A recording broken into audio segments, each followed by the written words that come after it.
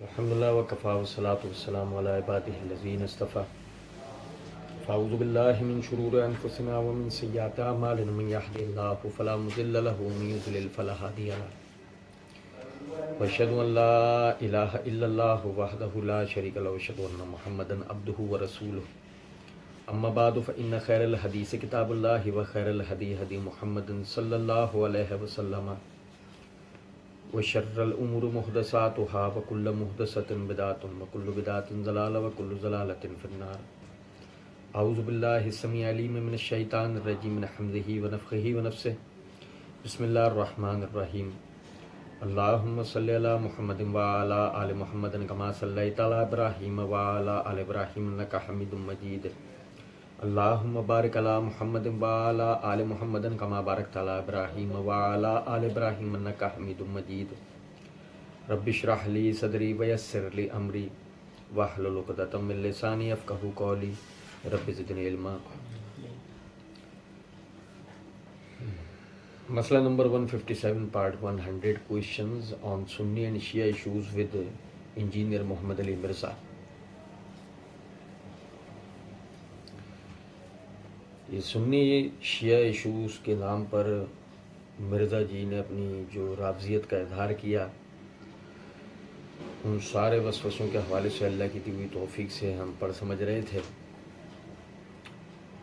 علی الحسن نقوی صاحب نے مرزا جی سے سوال کیا کہ خلفائے راشدین جو ہیں ان میں آپ 4 یعنی لکھتے ہیں یا 5 شامل کرتے ہیں حضرت امام حسن کو.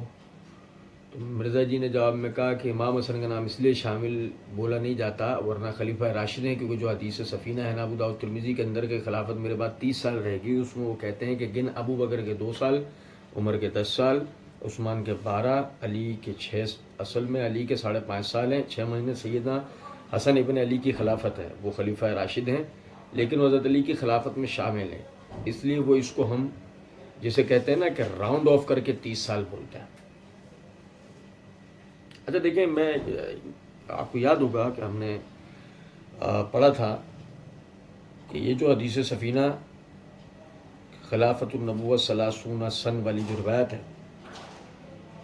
یہ اس کے حوالے سے ہم نے پڑھا تھا کہ سعید بن جمحان کی خاص طور پر سفینہ رضی اللہ تعالیٰ عنہ کے حوالے سے بیان کردہ روایات جو ہے وہ مناکیر ہیں، اس میں ان کا کوئی مطابع نہیں ہوتا. میں نے عرض کیا تھا ساتھ میں کہ اس کے لیے ہمیں سعید بن جمحان کا مطابع چاہیے، نمبر 1. نمبر 2، مرزا جی نے اس کے اندر بیان کیا کہ وہ کہتے ہیں گن ابو بکر کے 2 سال، عمر کے 10، ہوئے 12، عثمان کے 12، یہ ہوئے 24، علی کے 6، یہ ہوئے 30. اور انہوں نے کہا کہ مرزا جی نے کہا کہ یہ حدیث سفینہ ہے نا کہ اس خلافت میرے بعد 30 سال رہے گی، اس کے اندر حسن رضی اللہ عنہ نہیں آتے ہیں اس گنتی میں جو سعید بن جمحان نے باواسطہ سفینہ رضی اللہ تعالی عنہ بیان کی. اور مرزا جی جو اس روایت کو اگر صحیح کہتے ہیں تو یہ تو میں عرض کر چکا ہوں کہ روایت سندن ضعیف ہے اور متنن بھی اس میں نکارت پائی جاتی ہے، جس کی پہلی دلیل یہی ہے کہ وہ کہتے ہیں کہ جی ابو بکر کے 2، عمر کے 10، یہ ہوگا 12، عثمان کے 12، یہ ہوگا 24، علی کے 6، یہ ہوگا 30. اور یہی وجہ مرزا جی کو کھینچ تان کرنی پڑی کہ جی اصل میں علی کے 5.5 سال ہیں، 6 مہینے سیدنا حسن بن علی کی خلافت ہے. آپ دیکھیں مرزا جی نے اس کے لیے کوئی ثبوت نہیں دیا. ٹھیک ہے، یہ میرے ہاتھ میں سیر اعلام النبلاء ہے، اس کی جلد نمبر 4 کا صفحہ نمبر 135 کے اوپر امام ذہبی رحمۃ اللہ علیہ حسن بصری رحمۃ اللہ علیہ کے حوالے سے بیان کرتے ہیں بوی الحسن فولیہا 7 اشہر و 11 یوما. حسن رضی اللہ عنہ کی بیعت ہوئی اور آپ کی جو خلافت ہے وہ 7 مہینے اور 11 دن رہی. 7 مہینے اور 11 دن. مرزا جی کہتے ہیں کہ وہ 6 مہینے، وہ کہہ رہے ہیں 7 مہینے 11 دن. اگر بالفرض ہم مرزا جی کو ان کی کھینچ تان معاف کر دیں اور سیدنا حسن بن علی کی خلافت کو اسی حدیث میں داخل کرنے کی کوشش کریں تو تب بھی وہ 7 مہینے 11 دن ہیں، 6 مہینے نہیں ہیں. تب بھی وہ 30 سال کے اندر داخل نہیں ہوتا ہے، جس کا مطلب یہ ہے کہ جو راوی ہے اس نے حسن بن علی رضی اللہ تعالیٰ عنہ کو یعنی کہ اس خلافت والی فہرست سے ہی باہر کر دیا ہے۔ اللہ تعالیٰ کے فضل و کرم سے سیدنا حسن بن علی رضی اللہ تعالیٰ عنہما دونوں ہی باپ اور صاحبزادہ دونوں ہی خلیفہ راشد ہیں، لیکن عرض یہ کر رہا ہوں کہ حدیث سفینہ سے آگے مرزا جی جو نتیجہ نکالیں گے کہ وہ معاویہ رضی اللہ تعالیٰ عنہ کو خلفاء کی فہرست سے باہر نکالیں گے، تو میں اسی کے اوپر یہ بات عرض کر رہا ہوں کہ آپ دیکھیں کہ اس حدیث میں تو سیدنا حسن بن علی بھی خلیفہ ثابت نہیں ہوتے گئے، ٹھیک ہے۔ اس کے بعد مرزا جی اور مرزا جی کے مقلدین کی خدمت میں چند باتیں اور مزید ہم عرض کر دیتے ہیں۔ اگر آپ کہتے ہیں یہ روایت صحیح ہے، اگر آپ کہتے ہیں کہ یہ روایت صحیح ہے، تو اس صورت میں یہ مسند البزار ہے۔ مسند البزار کی جلد نمبر 9 کا صفحہ نمبر 281 حدیث نمبر 3829 ہے۔ اچھا لطف کی بات دیکھیں کہ سند بھی وہی ہے۔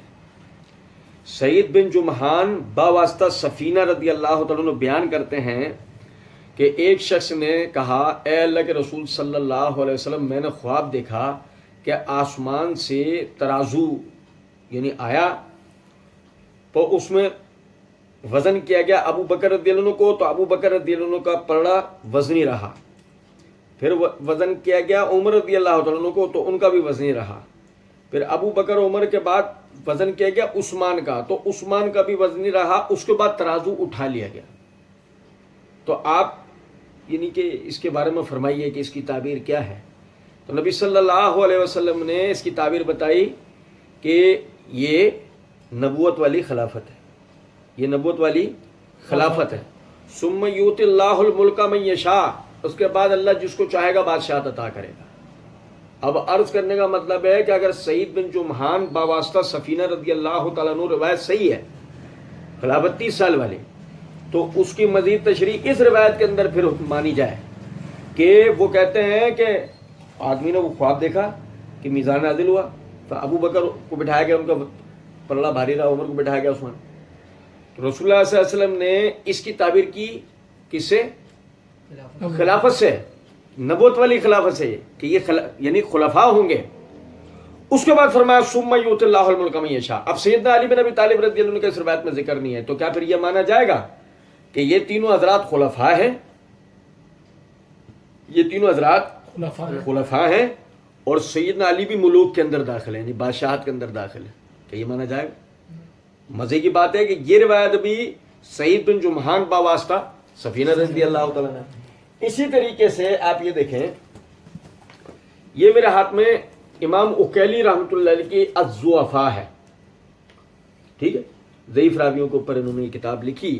اس کی جلد نمبر 1 کا صفحہ نمبر 319 پہ حشرش بن نباتہ کوفی، جو کہ شاگرد ہے سعید بن جمحان کا، اس کے حوالے سے یعنی کہ روایت بیان کی ہے کہ حشرش بن نباتہ باواسطہ سعید بن جمحان باواسطہ سفینہ رضی اللہ تعالی عنہ، یہ روایت بیان کرتا ہے کہ نبی صلی اللہ علیہ وسلم نے مسجد کی بنیاد رکھی اور اس میں ایک پتھر ابو بکر رضی اللہ عنہ کی طرف سے یعنی گھر کی طرف سے لگا، ایک عمر رضی اللہ عنہ کی طرف سے، پھر ایک عثمان رضی اللہ عنہ کی طرف سے، پھر فرمایا ثم قال هؤلاء الخلفاء من بعدی، یہ میرے بعد خلفاء ہوں گے، ابو بکر عمر و عثمان میرے بعد خلفاء ہوں گے۔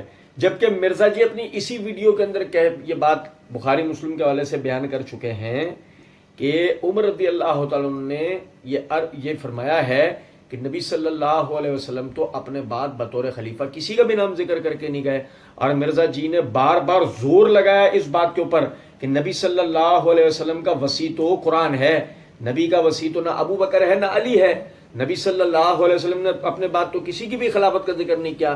تو اگر سعید بن جمحان باواسطہ سفینہ رضی اللہ تعالی عنہ روایت صحیح ہو تو پھر مرزا جی کو یہ بھی تسلیم کرنا چاہیے کہ نبی صلی اللہ علیہ وسلم نے اپنے بعد ابو بکر، عمر و عثمان تینوں کی یکے بعد دیگر خلافت کا اشارہ دیا ہے، ٹھیک ہے، اگر یہ اس سند سے روایت کو صحیح مانے تو۔ پھر اسی طریقے سے آپ یہ دیکھیں، یہ امام بخاری رحمۃ اللہ علیہ کی تاریخ اوسط ہے، یہ تاریخ اوسط کا صفحہ نمبر 48 کے اوپر امام بخاری رحمۃ اللہ علیہ فرماتے ہیں ابو الاشس نے سمامہ ابن عدی رضی اللہ تعالیٰ عنہ کا ذکر کرتے ہوئے بیان کیا کہ وہ صنعاء کے رہنے والے تھے، نبی صلی اللہ علیہ وسلم کے صحابی تھے. پس جب ان کے پاس شہادت عثمان رضی اللہ تعالیٰ عنہ کی خبر آئی وہ رونے لگے اور بہت زیادہ دیر تک وہ روتے رہے. اس کے بعد فرمایا آج کے دن سے امت محمد صلی اللہ علیہ وسلم پر سے خلافت اٹھا لی گئی اور ملوکیت اور جبر نے اپنے پنجے گاڑ لیے جو کہ ہر ایک چیز کو کھا جائے گا. اب اگر مرزا جی کے نزدیک خلافت النبوہ یعنی کہ نبوت والی جو خلافت ہے 30 سال والی، اس سے مراد جو ہے نا یہ درات ہے. تو آپ دیکھو صحابی رسول تو یہ بھی بتا رہے ہیں کہ عثمان رضی اللہ تعالیٰ عنہ کی شہادت کے بعد ان کی زبان سے یہ بات نکلی کہ امت محمد سے خلافت اٹھا لی گئی اور ملوکیت نے اپنے پنجے گاڑ لیے. تو اب کیا وہ یہ تسلیم کریں گے کہ سیدنا علی رضی اللہ تعالیٰ عنہ بادشاہ ہیں، ملک ہیں، خلیفہ نہیں؟ جن دلائل کی روح سے مرزا جی کے یعنی کہ مقلدین کو میں توجہ دلاؤں گا، جن دلائل کی روح سے مرزا جی سیدنا علی رضی اللہ تعالیٰ عنہ کو ان مسند البزار، الضعفاء للعقیلی، تاریخ اوسط والی روایات کے بعد جن دلائل کی روح سے سیدنا علی بن ابی طالب رضی اللہ تعالیٰ عنہ کو وہ خلیفہ راشد ثابت کریں گے، یقین کریں تمام خلفاء انہی دلائل سے خلیفہ ثابت ہوتے ہیں. اور میں یاد دلا دوں سیدنا علی بن ابی طالب رضی اللہ تعالیٰ عنہ بالکل اس طرح جیسے ابو بکر صدیق رضی اللہ تعالیٰ عنہ خلیفہ تھے، جس طرح عمر رضی اللہ تعالیٰ عنہ خلیفہ تھے، جس طرح عثمان رضی اللہ تعالیٰ عنہ خلیفہ تھے، بالکل اسی طرح سیدنا علی خلیفہ ہیں، بالکل اسی طرح سیدنا حسن ہے، پھر بالکل اسی طرح سیدنا معاویہ ہیں. اگر وہ جس طریقے سے معاویہ رضی اللہ تعالیٰ عنہ کے خلاف مرزا جی بکواس کرنے اور وسوسہ دینے کی کوشش کرتے ہیں پبلک کو، یقین کریں اس قسم کے وسوسے سیدنا علی اور سیدنا حسن کے لیے بھی دیے جا سکتے ہیں. لیکن مسئلہ یہ ہے کہ قوم شعیب والی حرکت نہیں ہونی چاہیے، لینے کے بعد کچھ اور دینے کے کچھ اور، یہ نہیں ہونا چاہیے. سیدنا علی بھی خلیفہ ہیں اور سیدنا معاویہ بھی الحمدللہ خلیفہ ہیں. اس کے بعد آپ یہ دیکھیں کہ یعنی اگر بالفرض ہم اس روایت کو صحیح مانتے ہیں تو وہ صحیح حدیث کے خلاف جاتی ہے. صحیح حدیث نبی صلی اللہ علیہ وسلم نے فرمایا، یہ میرے ہاتھ میں صحیح بخاری ہے، اس صحیح بخاری کی جلد نمبر 4 کا صفحہ نمبر 593 امام بخاری رحمۃ اللہ علیہ کتاب احادیث الانبیاء میں ما ذکر عن بنی اسرائیل یہ باب قائم کرتے ہیں. اس کے تحت حدیث نمبر 3455 ہے. ابو ہریرہ رضی اللہ تعالیٰ عنہ فرماتے ہیں کہ نبی صلی اللہ علیہ وسلم نے فرمایا بنی اسرائیل کے انبیاء ان کی سیاسی رہنمائی بھی کیا کرتے تھے. جب بھی ان کا کوئی نبی ہلاک ہو جاتا تو دوسرے ان کی جگہ موجود ہوتے. لیکن یاد رکھو میرے بعد کوئی نبی نہیں آئے گا، ہاں میرے خلفاء ہوں گے اور بہت سارے ہوں گے، میرے خلفاء ہوں گے اور بہت ہوں گے. اس حدیث سے یہ بات پتہ لگی کہ نبی صلی اللہ علیہ وسلم نے یہ بات فرمائی ہے کہ میرے بعد بہت سے خلفاء ہوں گے. مزید اس کی وضاحت بھی کر دی نبی صلی اللہ علیہ وسلم نے. فرمایا صحابہ نے عرض کیا اللہ کے رسول ان کے متعلق آپ ہمیں کیا حکم دیتے ہیں؟ تو نبی صلی اللہ علیہ وسلم نے فرمایا سب سے پہلے جس سے بیعت کر لو بس اسی کی وفاداری پر قائم رہو اور ان کا جو حق ہے ان کی ادائیگی میں کوتاہی نہ کرو، کیونکہ اللہ تعالیٰ ان سے قیامت کے دن ان کی رعایا کے بارے میں سوال کرے گا. اب آپ دیکھیں سمجھے ذرا اس بات کو کہ نبی صلی اللہ علیہ وسلم کی صحیح حدیث سے یہ بات پتہ لگی کہ آپ کے بعد خلفاء بہت ہوں گے. اور پھر یہ بھی دیکھیں وہ جو خلفاء بہت ہوں گے اس کی مزید تشریح آئی ہے. یہ میرے ہاتھ میں صحیح مسلم ہے. صحیح مسلم کی جلد نمبر 5 ہے، کتاب العمارت ہے. امام نووی رحمۃ اللہ علیہ نے باب قائم کیا باب الناس تبع لقریش والخلافۃ فی قریش. اس کے تحت حدیث نمبر ہے 4595. جابر بن سمرہ رضی اللہ تعالیٰ عنہ فرماتے ہیں کہ نبی صلی اللہ علیہ وسلم نے فرمایا لا یزال ھذا الامر عزیزا الا 12 خلیفہ، کہ یعنی اسلام غالب رہے گا، اسلام غالب رہے گا جب تک 12 خلفاء یعنی 12 خلفاء نہ آ جائے، 12 خلیفہ جب تک اس امت کے نہ ہوں، یعنی اسلام غالب رہے. اب اس حدیث میں دو نقطے ہیں. پہلا، اکثر جو ہے جو میرے بعد اکثر خلفاء ہوں گے وہ اکثر میں جو یعنی تحدید ہے، جو گنتی ہے وہ کم از کم ہے 12 کی، 5 کی نہیں ہے. وہ کم از کم ہے 12 کی، وہ 5 کی نہیں. مرزا جی جیسے کہ آگے بات کریں گے تو وہ یوں بات کرتے، ہم پڑھیں گے انشاءاللہ. ابو بکر عمر عثمان علی حسن، عمر بن عبدالعزیز اور محمد بن عبداللہ المہدی، 12 میں سے آپ 7 کو مائنس کر دیں، بچتے ہیں 5. اب بھی اس کے بعد 5 سوالیہ نشان بن کر کھڑے رہتے ہیں. جبکہ لطف کی بات یہ ہے، یہ گنتی اس طریقے سے پوری ہو نہیں سکتی، کیونکہ اس کی ایک وجہ ہے کہ نبی صلی اللہ علیہ وسلم نے اس 12 کی گنتی کو ایک چیز کے ساتھ بیان کیا ہے، لا یزال ھذا الامر عزیزا، اس دین کا غلبہ ان 12 کے ساتھ قائم رہے گا. اس دین کا غلبہ ان 12 کے ساتھ قائم رہے گا. اب اگر فرض کر لیتے ہیں کہ یعنی کہ دین کا غلبہ ابو بکر عمر عثمان علی حسن 5 اور عمر بن عبدالعزیز 6، ان 6 پر دین کا غلبہ مانا جائے، اور آخر زمانے میں محمد بن عبداللہ المہدی رحمۃ اللہ علیہ پر دین کا غلبہ مانا جائے، ان کے بعد تو پھر کوئی خلیفہ ہوگا نہیں. ان سے پہلے اس 5 یعنی یہ 5 میں دین کے غلبے والی بحث الا ماشاء اللہ ثابت نہیں ہے. اور مرزا جی تو پہلی بات کرے ہیں کہ 5 ہیں، ٹھیک ہے 6 اگر حسن بن علی کو بھی ملا. کہ آپ سمجھیں یہ کھینچ تان سے کروڑوں درجے بہتر یہ ہے کہ آدمی وہ بات کرے دین کا غلبہ 12 خلفاء پر رہے گا. وہ 12 خلفاء پے در پہ ہوں گے، وہ 12 خلفاء پے در پہ وہ 12 خلفاء ہوں گے جس میں دین کا غلبہ رہے گا. جس کی مثال یہ ہے کہ معاویہ رضی اللہ تعالیٰ عنہ کے زمانے میں اسلام کو حربی جنگی اعتبار سے یعنی بہت سا ترقی اور عروج ملا، اسلام پھلا پھولا، اسلام کی حدود بڑھی، اسلام کا غلبہ بڑھا. تو جو چیز ان خلفاء کے ساتھ بیان ہوئی ہے وہ کیا ہے؟ غلبہ. ان خلفاء کے ساتھ بنیادی یہ چیز بیان ہوئی. تو الحمدللہ معاویہ رضی اللہ تعالیٰ عنہ اس کے اندر یعنی کہ 12 خلفاء علی اس کے اندر ویسے بھی حدیث میں جو بیان کردہ نقطہ اس کے مطابق بھی شامل ہوتا ہے. لیکن وہی بات ہے، اللہ تعالیٰ رافضیت سے بچائے کہ رافضیت وہ بھیانک فتنہ ہے کہ جس سے قرآن اور حدیث کا فہم بھی دماغوں سے اوجھل ہو جاتا ہے. یہ رافضیت اتنا خطرناک فتنہ ہے. ٹھیک ہے، تو آپ دیکھیں کہ مرزا جی کہتے ہیں کہ اس لیے ہم اس کو کہتے ہیں کہ جی راؤنڈ آف کر کے 30 سال بولتے ہیں. نہیں جی آپ ایسے راؤنڈ آف نہیں کر سکتے. آپ راؤنڈ آف دیکھیں، توجہ کریں ذرا اس بات کے اوپر، یہ بڑا ذہنی طور پر جو نا ہمیں حاضر ہونے کی ضرورت ہوتی ہے. ہم اسے راؤنڈ آف اس لیے نہیں کر سکتے مرزا جی، آپ نے جو ہے نا ہم راؤنڈ آف کر کے اس طرح بولتے ہیں. ہم اس لیے نہیں بول سکتے کہ جی آپ نے اپنی ویڈیو کے اندر یہ بات بیان کر دی ہے کہ جی امام مسلم نے جو اپنی کتاب میں لکھا وہ مسلم کا فہم ہی ہمیں دکھانا ہوگا، اپنے مولویانہ نہیں دکھانا ہوئے گا فہم یا کسی اور کا.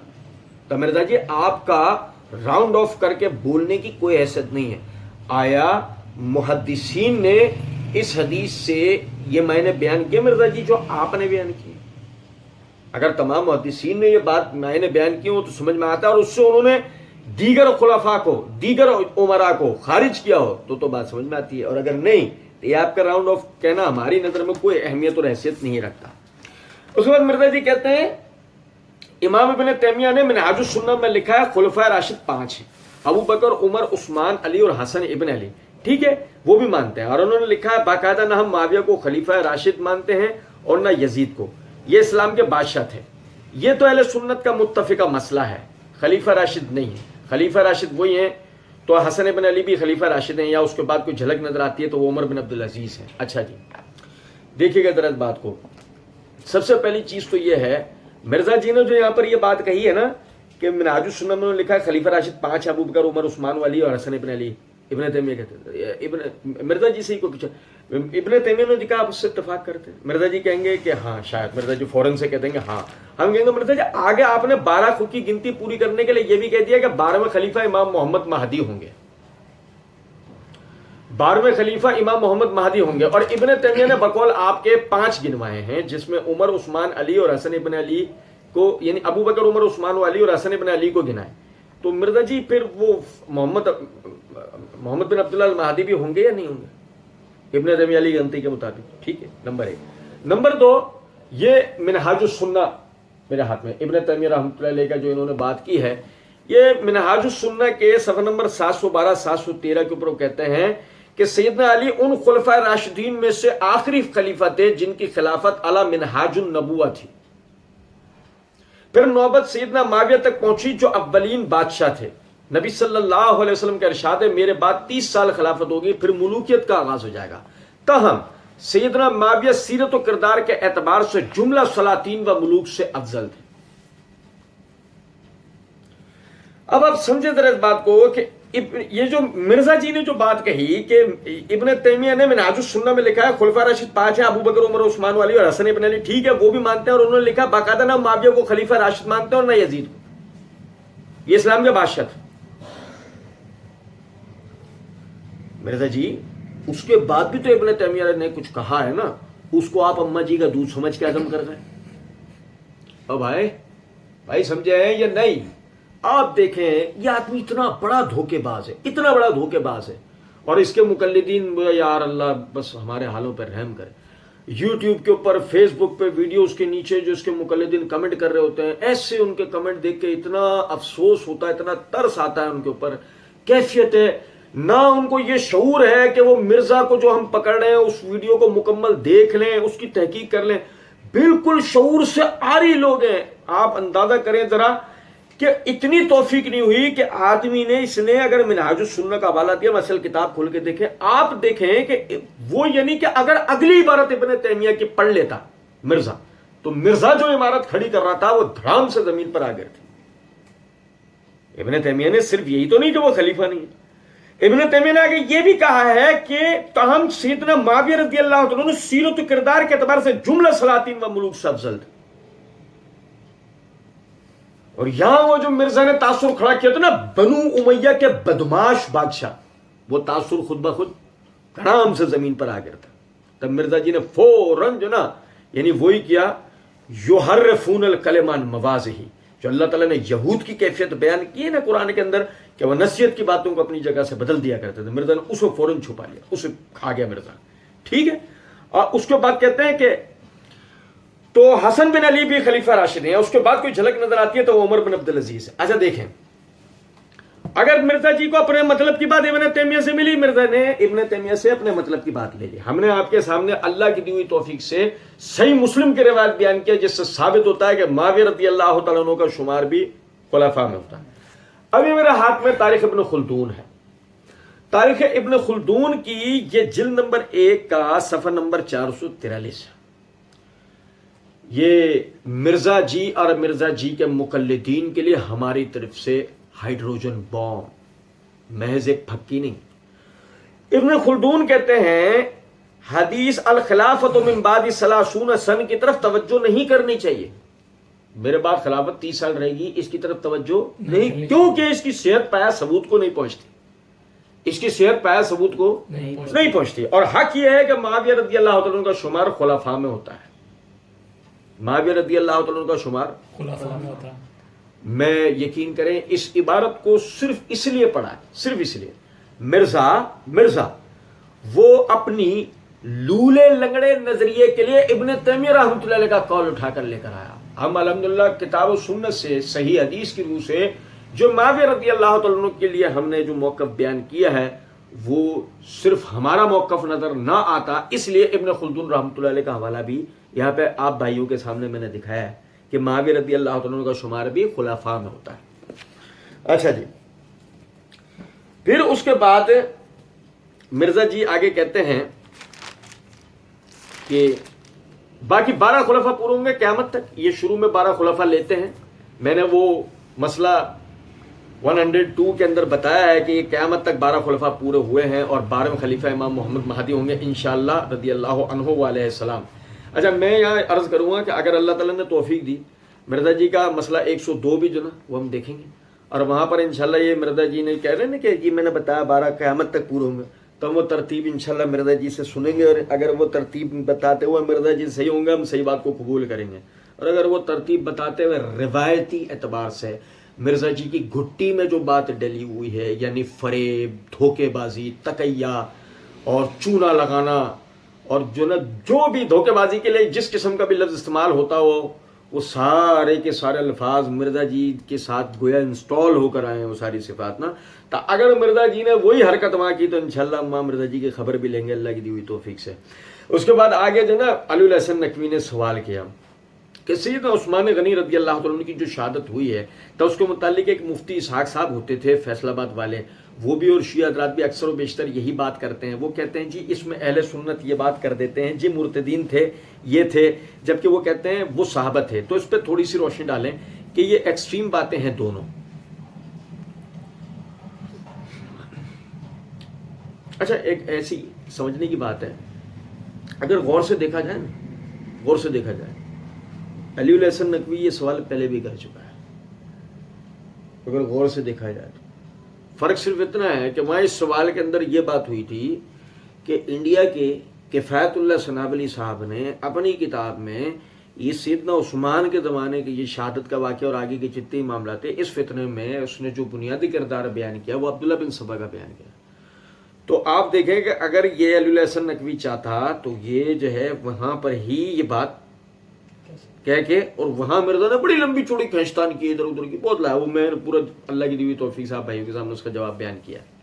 تو یہ وہاں بات اصولی طور پہ تھی. لیکن مسئلہ اصل میں آپ کو ایک بات بتاتا ہوں، نفسیات کے اندر جو نا ایک بات کہی جاتی ہے کہ ایک جھوٹ کو 100 مرتبہ کہا جائے یا ایک جھوٹ کو 100 آدمی مل کر بولنا شروع ہو جائے تو اس پہ یقین آنے لگتا ہے. آپ ایک دھوکے، ایک فراڈ کو، ایک جھوٹ کو بار بار بیان کر رہے ہوں گے نا، سننے والا اس کو ایسا لگنے لگے گا یہی حقیقت ہے. مرزا کے ساتھ بیٹھے ہوئے جتنے لوگ ہیں اور آئے دن جو مرزا صحابہ مخالف باتیں کرتا رہتا ہے، اس میں اصل عنصر یہ ہے کہ آج نہیں کل نہیں پرسوں میری اس دھوکے بازی کے نتیجے میں آخر کار ایک خلقت صحابت سے بدزن ہوگی. تو دیکھیں یہاں بھی بالکل یہ بات. اب دیکھو مرزا جی اپنے مخصوص انداز میں کہتے ہیں یہ جی بالکل پنڈورا باکس کھل جائے گا، اور ہم ہمیشہ اس موقع پر کہا کرتے ہیں کہ مرزا جی یہ پنڈورا باکس ہے نا، کبھی ہمارے سامنے بیٹھ کر کھولے، ہم اسی کے اندر آپ کو پیک کر کے آپ کے گھر کے پتے پر بھیج دیں گے، بے فکر رہیں. یہ جی بالکل پنڈورا باکس کھل جائے گا. مولانا اسحاق صاحب کے حوالے سے میں ایک بات عرض کر دوں کہ میں نے غدیر خم کی حدیث پہ مسئلہ 156 ریکارڈ کرایا ہے. اس پہ کئی لوگوں نے کمنٹس کیے جی آپ نے پوری دنیا میں اہل حدیث علماء کو چیلنج کیا ہے کہ کسی نے ویڈیو میں کبھی غدیر خم بیان نہیں کیا ہے. تو مولانا اسحاق صاحب کرتے رہے ہیں. تب بھائی اسحاق صاحب کو تو اہل حدیث نے مردود کر کے نکال دیا تھا. بات آگے لے آنے سے پہلے آپ کو کہوں گا، دیکھیں آپ کے آگے میرے خیال میں سانپ رینگنا شروع ہو گئے.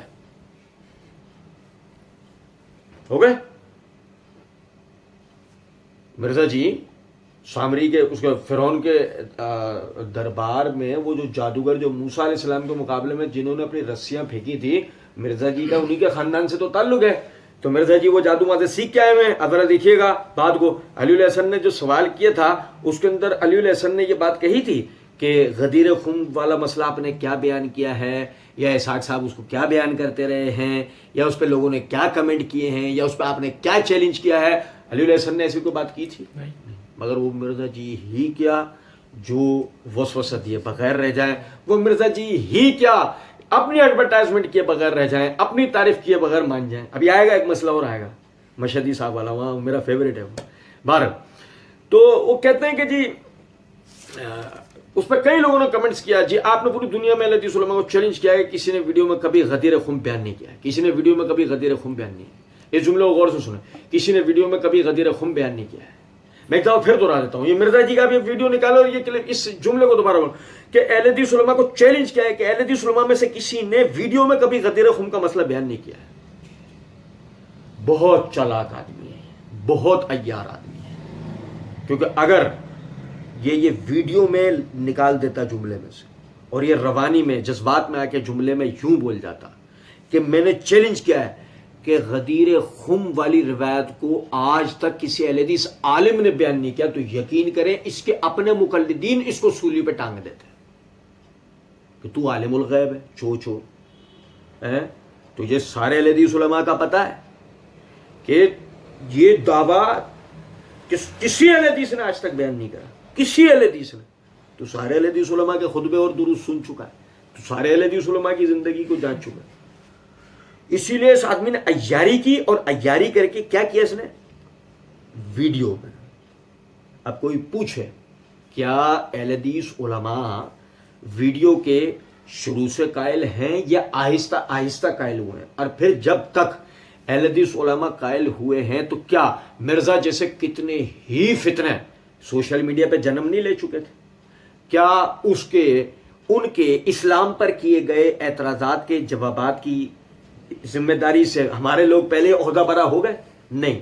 تو آپ سمجھیں اس جیسے مکار اور عیار آدمی کا عام وہ پبلک جس کے لیے مرزا اپنی ویڈیو میں بول چکا ہے للو پنجو عوام, وہ کہ جو بیچارے کمزور مسلمان جنہیں ٹوٹا پھوٹا دین پہنچا, تو مرزا ان جیسے کمزور اور للو پنجو عوام کو مزید گمراہ کرنے کے لیے اس طرح کے جملے کس دیتا ہے. اور کوئی سننے والے میں ایک آدمی ایسا نہیں جو پوچھے تو نے سارے اہل حدیث علماء کو سن لو, بڑی تو نے سارے اہل حدیث علماء کی تصنیفات پڑھی ہیں, بڑی بات. اور سنیں تو بھائی اسحاق صاحب کو تو اہل حدیث نے مردود کر کے نکال دیا. نہیں, اسحاق صاحب نے بیان کیا. بہت سے لوگ اس کو کمنٹ کرتے رہے کہ جی وہ اسحاق صاحب کو جو نا آپ کہتے ہیں اہل حدیث چیلنج, اہل حدیث نے کبھی یہ مسئلہ بیان نہیں کیا, اسحاق صاحب نے بیان کیا. آگے کہتا او بھائی اسحاق صاحب کو تو اہل حدیث نے مردود کر کے نکال دیا تھا اپنے فہم کے مطابق. نہیں, آپ دیکھیں ذرا بات کو. ابھی اس سے کسی نے پوچھا تھا کہ مرزا اسحاق صاحب کا کیا ہے, کیا نکال دیا تھا, کیا معاملہ؟ نہیں, کچھ بھی ہے پوچھا تھا نہیں. نمبر 1. نمبر 2, وہ خود بدعتی تھا. اسحاق بدعتی اہل حدیث کیسے ہو سکتا ہے؟ کوئی بھی بدعتی وہ اہل حدیث کیسے ہو سکتا ہے؟ اہل حدیث کا اپنا ایک منہج ہے, کوئی بدعتی اس کے اندر فٹ ہی نہیں ہو سکتا. اہل حدیث کا اپنا ایک منہج ہے, کوئی بدعتی اس میں فٹ ہو سکتا نہیں. اور سنو ذرا بات کو, مرزا جی نے کہا نا, سنو ذرا بات کو, یہ دیکھو دوبارہ سے رسیاں پھینکی ہیں, دوبارہ سے دیکھنا ذرا بات کو. تو بھائی اسحاق صاحب کو تو اہل حدیث نے مردود کر کے نکال دیا تھا اپنے فہم کے مطابق ہے. مرزا جی بھول گئے بیچارے. کیا مرزا اصل میں جھوٹے ہیں نا, دھوکے باز ہیں. دھوکے باز کو اپنے حافظے کی پرواہ نہیں ہوتی. میں نے تھوڑی دیر پہلے کیا کہا ہے وہ بولتے چلے آتا ہے. مرزا جی نے اپنی اسی ویڈیو کے اندر کہا ہے اہل حدیث کی عوام جو ہے نا وہ کتاب و سنت پہ چلتی ہے. مزید تھوڑا سا آگے عرض کیا ہے وہ حق کی آواز کی پشت پہ کھڑے ہو جاتے ہیں. اہل حدیث کی عوام کتاب و سنت پہ چلتی ہے اور حق کی آواز کی پشت پہ کھڑے ہو جاتے ہیں. تو اسحاق کو اگر انہوں نے مردود کر کے نکال دیا تو اس کا مطلب اسحاق حق پر نہیں تھا, یہ مولوی اسحاق حق پر نہیں تھا. اور حق پہ ہونے والے یعنی حق کی پشت پہ کھڑے ہونے والے اہل حدیثوں نے جو کہ خود کتاب و سنت پہ چلنے والے ہیں اس کو باہر نکال دیا, جو کہ اسحاق اس کو آن ہی نہیں کرتے ہیں, جیسے تجھے نہیں کرتے ہیں, مرزا کو بھی تو نہیں کرتے نا, ہم آن نہیں کرتے, ہم لعنت بھیجتے ہیں. ٹھیک ہے, سنو ذرا بات. اور مزے کی بات یہ ہے کیا آن کریں, بھول جاتا ہے بیچارہ غریب. مرزا بول دیتا, مرزا کی پبلک بھی بہری ہے, اندھی, اس کو پرواہ ہی نہیں. آپ تو مرزا نے کہا ہے پیچھے ہی کیا ہے, آپ تو آٹے میں نمک بھی نہیں تھے. اہل حدیثوں کو مخاطب کر کے کہا ہے آپ تو آٹے میں نمک بھی نہیں تھے. یہ تو کوئی بریلوی سے کنورٹ ہوا, کوئی شیعہ سے کنورٹ ہوا, کوئی دیوبندی سے کنورٹ ہوا اور اہل حدیث کے منہج پر آئے. اس محبت میں کتاب و سنت پہ چلتے ہیں. تو اہل حدیث اون کرے نہ کرے, اہل حدیث اون کرے یا نہ کرے, آٹے میں نمک ہے نا, تمہیں ٹینشن لینی ہی نہیں چاہیے آٹے میں نمک کی. تمہیں کیا ٹینشن, سمجھ رہا, تم بھی بس دودھ میں پڑی ایک مکھی ہو, ہم تو پھر آٹے میں نمک ہیں.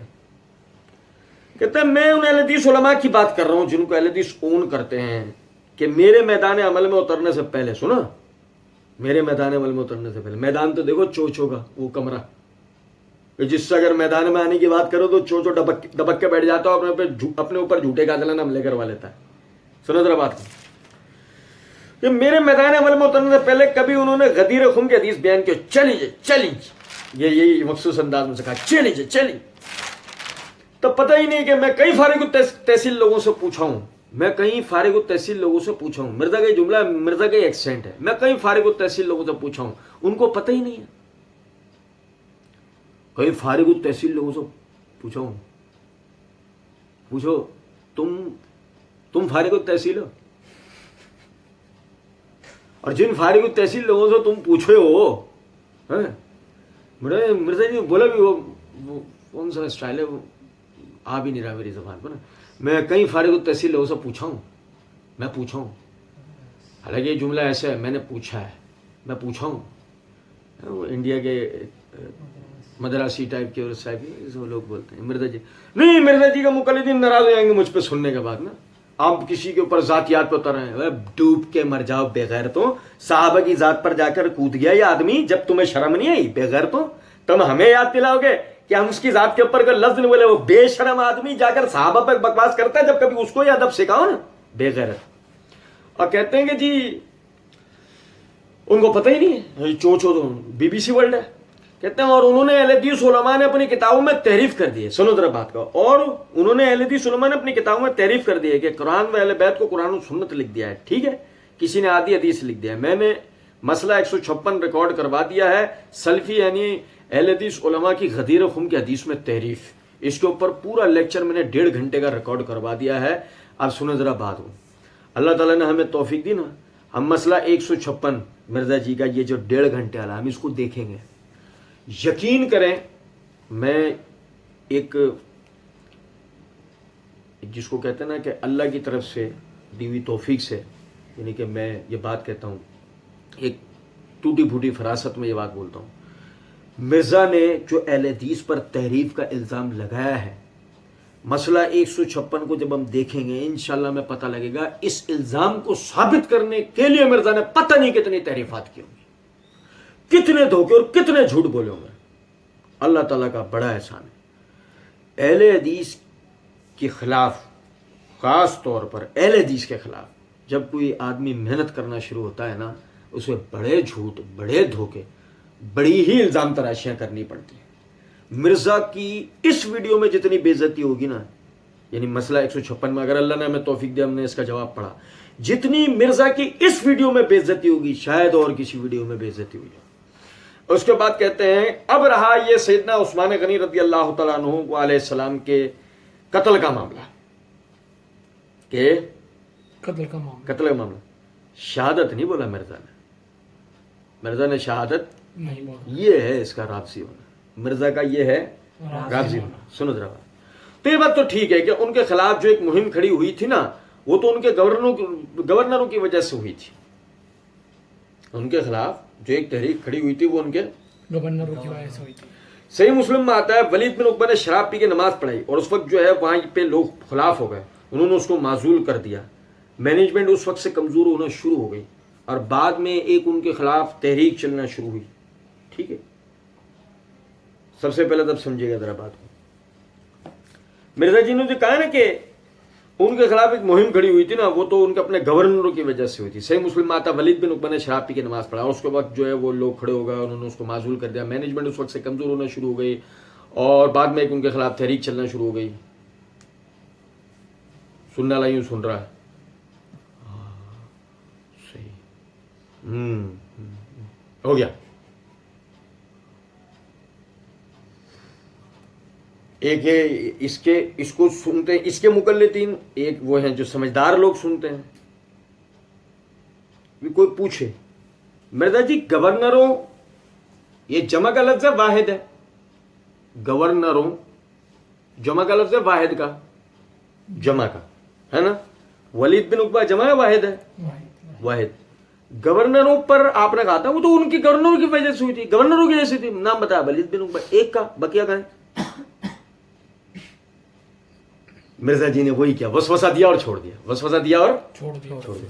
पब्लिक के पास वलीद बिन उक़बा का नाम सारे ऐसे होंगे, नंबर 1। नंबर 2, बाद में एक उनके खिलाफ तहरीक चलना शुरू हुई। सही, क्यों चलना शुरू हुई, क्या हुआ, कुछ अर्ज किया मिर्जा जी ने आगे? नहीं, बस बाद में एक तहरीक चलना शुरू, खत्म। अब वो एक तहरीक क्या थी, उसकी बुनियाद क्या थी? सिर्फ ये वलीद बिन उक़बा का शराब पीना, ये बात।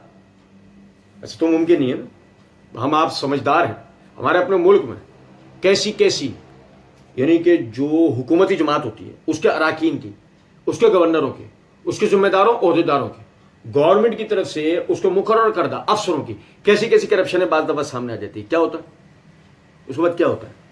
हुकूमतें गिर जाती हैं? नहीं, वज़रा को या सुदूर को नाउजुबिल्ला कत्ल कर दिया जाता है, मार दिया जाता है? नहीं, ऐसा तो नहीं होता। मुअम्मर कज़ाफ़ी को मारा गया, लीबिया में मुअम्मर कज़ाफ़ी को मारा गया। मुअम्मर कज़ाफ़ी को मारने के पीछे अमेरिका ने पूरा ग्राउंड बनाया ना पब्लिक को उसके खिलाफ करने के लिए। मुअम्मर कज़ाफ़ी के जो जितने भी मामला थे वो एक ज़माना एक अरसा लगा, आप समझे दरअसल बात, उसके पीछे पूरी एक तफसील है। हाँ, मिर्ज़ा जी ने इसी तरीके से उस्मान रज़ियल्लाहु के हवाले से जो कहा, वो जो एक उनके खिलाफ तहरीक चलना शुरू हुई, वो जो एक तहरीक चलना शुरू हुई, वो कैसे चलना शुरू हुई? अर्ज किया मिर्ज़ा जी ने, बताया नहीं। उसके लिए कोई मसला रिकॉर्ड करवाया 1.5 घंटे का, 2 घंटे का, 3 घंटे का, मैयत नहीं उठ जाती मिर्ज़ा जी की। क्योंकि अगर मिर्ज़ा जी वो मसला बताते, यकीन करें पब्लिक मिर्ज़ा जी को जूते मारती, जूते। जैसे किफ़ायतुल्लाह सनाबली के लिए जूते मारने का कह रहा था ना, इसे पब्लिक जूते मारती, क्योंकि निकल कर आता अब्दुल्ला बिन सबा। उस तहरीक के पीछे निकल कर आता कौन? मिर्ज़ा जी से फर्जी कैरेक्टर बोल चुके हैं। ठीक है, अच्छा, नंबर 1। नंबर 2, जरा समझिएगा बात को ना, ये जो ये यानी ये तहरीक चलना शुरू हुई और मामला हुआ सारा, अल्लाह ताला की दी हुई तौफीक से हमने मारफतुस सहाबा व अहले बैत सीरीज़ में सहाबा पर जो यानी कि एतराज़ात जो किए जाते हैं उनके बाहिमी इख्तलाफात को लेकर, उसके तमाम पार्ट्स के दौरान के अंदर हमने इसकी पूरी तफसील बयान की है कि सैयदना उस्मान रज़ियल्लाहु तआला अन्हु की शहादत जो है उसके पीछे क्या मुहर्रकात थे, कौन लोग थे, कैसे वो फितना उठा, उसकी पूरी तफसील जो ना वो अल्लाह की दी हुई तौफीक से हमने बयान की थी। ठीक है, उसके बाद अगर आप सुनिएगा, कहते हैं वलीद बिन उक़बा ने शराब पी के नमाज पढ़ाई। आप जरा सुने, जरा रस्सियां फेंकी गई हैं, ऐसा ना हो कि आपको सांप दिखना शुरू हो जाए, आप जरा गौर करना शुरू करें, यहां से जागने की जरूरत है। मिर्जा जैसे लोग जो शिकार करते हैं ना पब्लिक को, वो उस पब्लिक को शिकार करते हैं जो यहां से जागे हुए नहीं होते। यहां से जब भी सुनो फोकस करें, यहां से जागने की जरूरत है। ठीक है, सुनना जरा बात। कहते हैं वलीद बिन उक़बा ने शराब पी के नमाज पढ़ाई और उस वक्त जो है वहां ये लोग खिलाफ हो गए। ये मेरे हाथ में सही मुस्लिम है,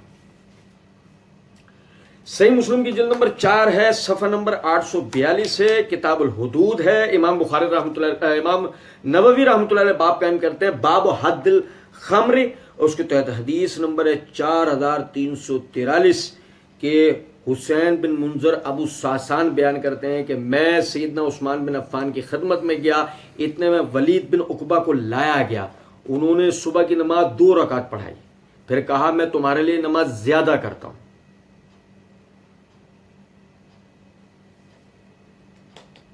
यहां से जागने की जरूरत है। मैं थोड़ा दोहरा देता हूं।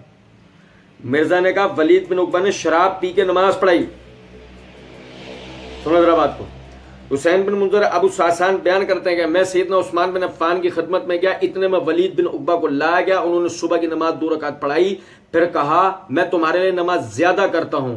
इसके खिलाफ 2 आदमियों ने गवाही दी, उनमें से एक हिमरान थे, उन्होंने गवाही दी कि इसने शराब पी है, और दूसरे ने गवाही दी कि उसने उन्हें क्या करते देखा है, उल्टी करते देखा है। ठीक है, सैयदना उस्मान ने कहा जब तक शराब न पी हो वो क्या कैसे कर सकता है, उल्टी कैसे कर सकता है। और कहा ए अली खड़े होकर इसको कोड़े मारे, ए अली इसको खड़े होकर कोड़े मारे। ठीक है, कोड़े मारे। अगर समझे जरा बात। सैयदना अली रज़ियल्लाहु अन्हु ने हसन रज़ियल्लाहु तआला अन्हु से कहा तुम इसको कोड़े मारो। हसन रज़ियल्लाहु तआला अन्हु ने कहा कोड़े मारने की हरारत भी उसी पर डालिए जो जिसका ये मनसब हो, जो इसकी ठंडक मासूम कर चुका हो। सैयदना अली इस पर थोड़े नाराज हुए और आपने फरमाया ए अब्दुल्ला बिन जाफर तुम खड़े होकर इसको कोड़े मारो, तुम खड़े होकर इसको कोड़े मारो। वो खड़े होकर कोड़े मारने लगे। सैयदना अली बिन अबी तालिब रज़ियल्लाहु तआला अन्हु गिनने लगे, जब 40 पर पहुंचे तो फरमाया रुक जाओ। फिर कहा नबी सल्लल्लाहु अलैहि वसल्लम ने 40 कोड़े मारे और सैयदना अबू बकर ने भी 40 कोड़े मारे और सैयदना उमर ने 80 कोड़े मारे, और ये सब सुन्नत है और मेरे नजदीक पसंदीदा अमल ये है, यानी 40 कोड़े। यहां से जागे रहते हम, समझ में आया हमें क्या हुआ है, हमें समझ में आया क्या हुआ है। अगर बिलफर्ज हमें समझ में आया तो हम यहां से जाग रहे थे, और अगर हमें समझ में नहीं आया कि क्या हुआ, इसका मतलब हम यहां से जाग रहे नहीं थे। मिर्जा ने कहा सही मुस्लिम में आता वलीद बिन उक़बा ने शराब पी के नमाज पढ़ाई है। روایت میں مائکروسکوپ لگا کر بھی دیکھ لو تو کہیں بھی یہ الفاظ آپ کو نہیں ملیں گے. روایت میں مائکروسکوپ لگا کر بھی دیکھ لو تو آپ کو یہ الفاظ کہیں بھی نہیں ملیں گے کہ ولید بن عقبہ نے شراب پی کے نماز پڑھی. یہ روایت کے الفاظ ہو. مرزا دھوکے باز دجال، اس مرزا نے صحیح مسلم کے نام سے جھوٹ بولا اور مانوی تحریف کی. اس دھوکے باز نے صحیح مسلم کے نام سے جھوٹ بولا. سیدنا عثمان رضی کیا شروع کی اس نے بات؟ وہ تو ان کے گورنروں کی وجہ سے ہوئی تھی. صحیح مسلم میں آتا ہے شریف ولید بن عقبہ نے شراب پی کے نماز پڑھا دی، جبکہ صحیح مسلم میں ایسے کوئی الفاظ نہیں. الفاظ یہ ہیں انہوں نے صبح کی نماز پڑھی، 2 رکعت پڑھانے کے بعد انہوں نے یعنی اپنی پبلک کو دیکھے گا تم چاہو تو میں 2 اور پڑھا سکتا ہوں. اس کے بعد لوگوں نے گواہی دی، ایک نے کہا اس نے شراب پی ہے، دوسرے نے کہا کہ اس نے الٹی کی ہے. کسی نے بھی انہیں شراب پیتے دیکھا ہے؟ کسی نے بھی انہیں شراب پیتے دیکھا ہے؟ آپ یقین کریں میں انتہائی درد دل کے ساتھ، انتہائی خلوص نیت کے ساتھ مرزا کے سننے والوں سے عرض کر رہا ہوں، خدا را مرزا جو بولتا ہے ایک ایک بات کی تحقیق کرو. یہ آدمی ہر بات جھوٹ بولتا ہے. جو بولے گا اس میں ڈنڈی مارے گا، جو بولے گا اس میں دھوکہ دے گا. آپ کے سامنے ہی ہم ترتیب سے اس کے ایک ایک بات کا جواب پڑھ رہے ہیں. ہر بات میں جھوٹ بولتا ہے، ہر بات میں دھوکہ دیتا ہے، کوشش کرتا ہے کسی طرح صحابہ پہ الزام ڈالے. یہاں بحث ولید بن عقبہ کے صحابی ہونے کی نہیں، یہاں بحث عثمان رضی اللہ عنہ کا گورنر ہونے کی بھی نہیں. بحث اس بات سے ہے کہ کہتا ہے صحیح مسلم میں آتا ہے، صحیح مسلم میں آتا ہے. تاثر یہ دیتا پبلک کو میں صحیح روایت پڑھ رہا ہوں، لیکن صحیح مسلم کے نام سے لوگوں کو دھوکہ دیتا ہے. آپ اندازہ تو کرو ذرا. پھر دیکھیں ذرا، غور طلب نقطہ ہے، غور طلب نقطہ ہے. ٹھیک ہے، یہ دیکھیں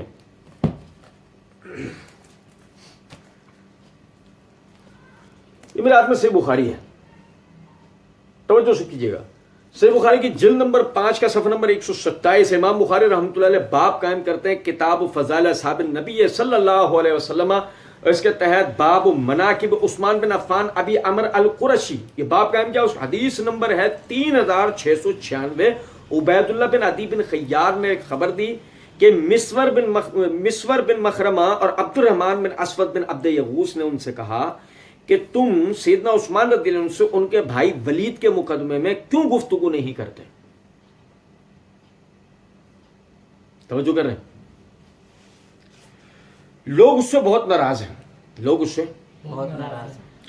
چنانچہ میں مسور بن مخرمہ کہتے ہیں کہ میں سیدنا عثمان رضی اللہ عنہ کے پاس گیا اور جب وہ نماز کے لیے باہر تشریف لایا تو میں نے عرض کیا کہ مجھے آپ سے ایک کام ہے اور وہ آپ کے ساتھ ایک خیر خواہی ہے. اس پر سیدنا عثمان رضی اللہ عنہ نے فرمایا بھلے آدمی تم سے میں سمجھتا ہوں، یعنی کہ امام بخاری رحمۃ اللہ نے فرمایا کہ میں سمجھتا ہوں کہ محمد نے کہا میں تجھ سے اللہ کی پناہ چاہتا ہوں. یہ معمر کے الفاظ ہیں. میں واپس ان لوگوں کے پاس آ گیا. اتنے میں سیدنا عثمان رضی اللہ عنہ کا قاصد مجھے بلانے کے لیے آیا. میں جب اس کے ساتھ سیدنا عثمان رضی اللہ عنہ کی خدمت میں حاضر ہوا تو انہوں نے دریافت فرمایا تمہاری خیر خواہی کیا تھی؟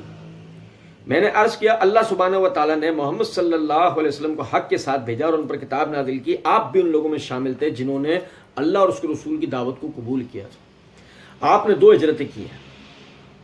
سیدنا نبی اکرم صلی اللہ علیہ وسلم کی صحبت اٹھائی، آپ کے طریقے اور سنت کو دیکھا، آپ کے طریقے اور سنت کو دیکھا. لیکن بات یہ ہے کہ لوگ ولید کی بہت شکایتیں کر رہے ہیں، لوگ ولید کی بہت شکایتیں کر رہے ہیں.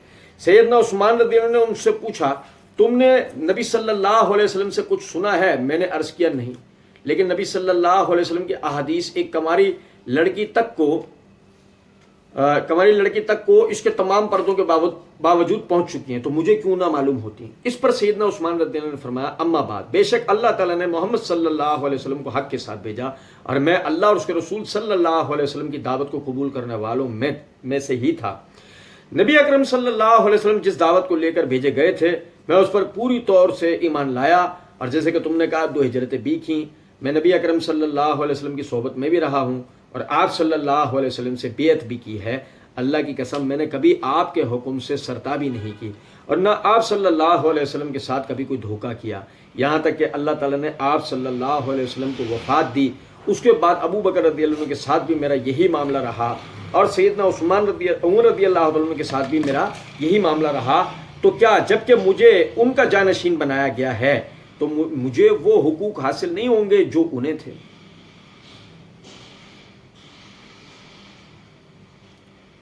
کیا کریں؟ یہاں سے سنو وہ حقوق کیا تھے۔ عثمان رضی اللہ تعالیٰ عنہ کیا کہہ رہے ہیں؟ میں نبی صلی اللہ علیہ وسلم کے ساتھ رہا، میں نے ان کے حکم سے سرتابی نہیں کی، میں نے انہیں کبھی دھوکہ نہیں دیا، میں ابو بکر کے ساتھ رہا، میں نے ان کے حکم سے کبھی سرتابی نہیں کی، انہیں دھوکہ نہیں دیا، میں عمر کے ساتھ رہا، میں ان کے حکم کی کوئی سرتابی نہیں کی، انہیں دھوکہ نہیں دیا۔ اب تم کیا سمجھتے ہو کہ مجھے جب ان حضرات کا جانشین بنا دیا گیا ہے تو مجھے مکافات عمل کے ساتھ ہی میرے ساتھ وہ سب کچھ نہیں ہوگا کہ لوگ مجھے دھوکہ نہیں دیں گے، لوگ مجھے دھوکہ نہیں دیں، لوگ میرے حکم کی سرتابی، کیا میرے ساتھ ایسا نہیں ہوگا؟ سنو ذرا بات، میں نے عرض کیا کیوں نہیں، میں نے عرض کیا کیوں نہیں؟ آپ رضی اللہ تعالیٰ عنہ نے فرمایا کہ پھر ان باتوں کے لیے کیا جواز رہ جاتا ہے جو تم لوگوں کی طرف سے مجھے پہنچتی رہتی ہے؟ پھر ان باتوں کا کیا جواز رہ جاتا ہے؟ باتیں کیا تھیں؟ باتیں تھیں ولید سے لوگ ناراض ہیں، ولید کی لوگ شکایات کر رہے ہیں، ولید سے لوگ، بھائی میرے توجہ یہ بات سنیں، ولید سے لوگ ناراض ہیں، ٹھیک ہے میرے بھائی، اور سنیں ذرا بات کو، ولید کی بہت شکایتیں کر رہے ہیں، ولید سے لوگ ناراض ہیں، کیوں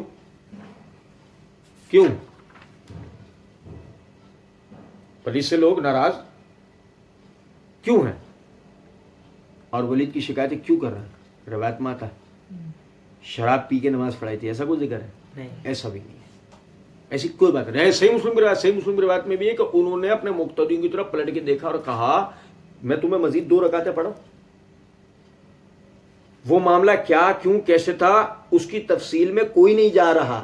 آگے جو آدمی ان کے خلاف یہ کہہ رہے ہیں نا کہ جی انہوں نے شراب پی ہے، اب دیکھو کہ اسے صحیح مسلم کی روایت بنا دیا گیا، ان الفاظ کو ان کے خلاف ایک پکی گواہی سمجھ لیا گیا، اسی کو رویت سمجھ لیا گیا، اسی کو دیکھا ہوا سمجھ لیا گیا، کوئی تحقیق، کوئی اس کا پس منظر، کوئی بات کسی کو نہیں دیکھا گیا۔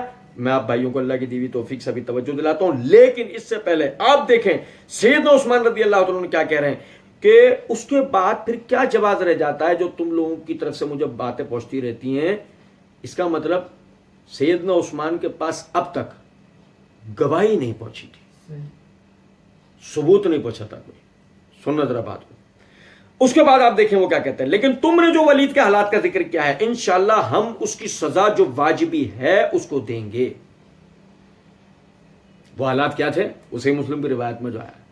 پھر سیدنا عثمان نے سیدنا علی رضی اللہ عنہ کو بلوایا اور ان سے فرمایا کہ ولید کو حد لگائیں، چنانچہ انہوں نے ولید کو 80 کوڑوں کی حد لگائی۔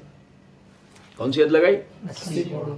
مرزا جی کے مقلدین سے ہمارا 23واں سوال ہے۔ صحیح بخاری کی روایت میں آتا ہے 80 کوڑوں کی حد لگائی اور صحیح مسلم کی روایت میں آتا ہے 40 کوڑوں کی حد لگائی، ٹھیک ہے؟ یہ ہمارا 22واں سوال ہے مرزا جی کے مقلدین کے ساتھ۔ صحیح بخاری کی روایت میں آتا ہے 40 کوڑوں کی حد لگائی، 80 کوڑوں کی حد لگائی، اور صحیح مسلم کی روایت میں آتا ہے صحیح بخاری کی روایت میں آتا ہے 80 کوڑوں کی روایت حد لگائی، اور صحیح مسلم کی روایت میں آتا ہے 40 کوڑوں کی حد لگائی۔ مرزا جی اور مرزا جی کے مقلدین مرزا جی سے اس کو حل کروا کے دے دیں ہمیں کہ اصل میں حد کتنے کی لگائی تھی، ٹھیک ہے؟ اچھا جی، اس کے بعد یہ ذرا سمجھے گا، میں آپ کے سامنے ایک تفصیل رکھ دوں۔ یہ میرے ہاتھ میں تاریخ طبری ہے، تاریخ طبری کی یہ جلد نمبر 3 ہے، جلد نمبر 3 کا صفحہ نمبر 329 ہے۔ 329 میں یہ آتا ہے کہ سیدنا عمر رضی اللہ عنہ نے ولید بن عقبہ کو جزیرہ کے عربوں کا حاکم مقرر کیا، وہ وہاں جا کر بنو تغلب کی بستی میں مقیم ہوئے۔ ابو زبید شاعر بھی دور جاہلیت اور اسلامی دور میں بنو تغلب کے ہاں اقامت پذیر رہا۔ مسلمان ہونے تک وہ اسی قبیلے کے لوگوں میں رہتا رہا، کیونکہ قبیلہ تغلب اس کی ننحال تھی، یعنی نانی والوں کا طرف سے تھے۔ اسی قبیلے نے اسے قرض خواہی میں بہت تنگ کیا، تو ولید بن عقبہ نے اس کا حق ادا کیا، جس کا ابو زبید نے بہت شکریہ ادا کیا، اور وہ ولید کے پاس ہی رہنے لگا اور مدینہ بھی اس کے ساتھ گیا۔ جب ولید بن عقبہ کوفے کے حاکم مقرر ہوئے تو وہاں بھی اس نے ان کے پاس اسی طرح آمد و رفت رکھی جس طرح مدینہ اور جزیرہ میں اس کی آمد و رفت تھی۔ آخر کار وہ کوفے کے مہمان خانے میں رہنے لگا، اس سے پہلے وہ آ کر لوٹ جایا کرتا تھا۔ ابو زبید عیسائی تھا، تاہم ولید بن عقبہ کی صحبت اور ترغیب سے وہ ولید کے آخری دور حکومت میں مسلمان ہو گیا اور ایک اچھا مسلمان ثابت ہوا۔ وہ عرب تھا اور نہایت عمدہ شاعر تھا، اس لیے ولید نے اسے اپنے گھر ٹھہرا لیا۔ دوسری طرف ابو زینب، ابو موا اور جندب اس کے کینہ ورد دشمن ہو گئے۔ یہ تینوں کوفی ہیں، یہ تینوں کوفی ہیں۔ ابو زینب، ابو موا اور جندب اس کے کینہ ورد دشمن ہو گئے تھے، کیونکہ ان کے فرزند قتل کر دیے گئے تھے۔ انہوں نے ولید بن عقبہ کے خلاف جاسوس اور مخبر لگا رکھے تھے۔ چنانچہ ایک دن ایک شخص ان کے پاس پہنچا اور کہنے لگا، کیا آپ لوگ ولید کو دیکھیں گے؟ وہ ابو زبید کے ساتھ شراب پی رہا ہے۔ میں یہاں عرض کروں گا کہ یہاں سے جاگنے کی ضرورت ہے، ٹھیک ہے؟ توجہ کیجیے گا۔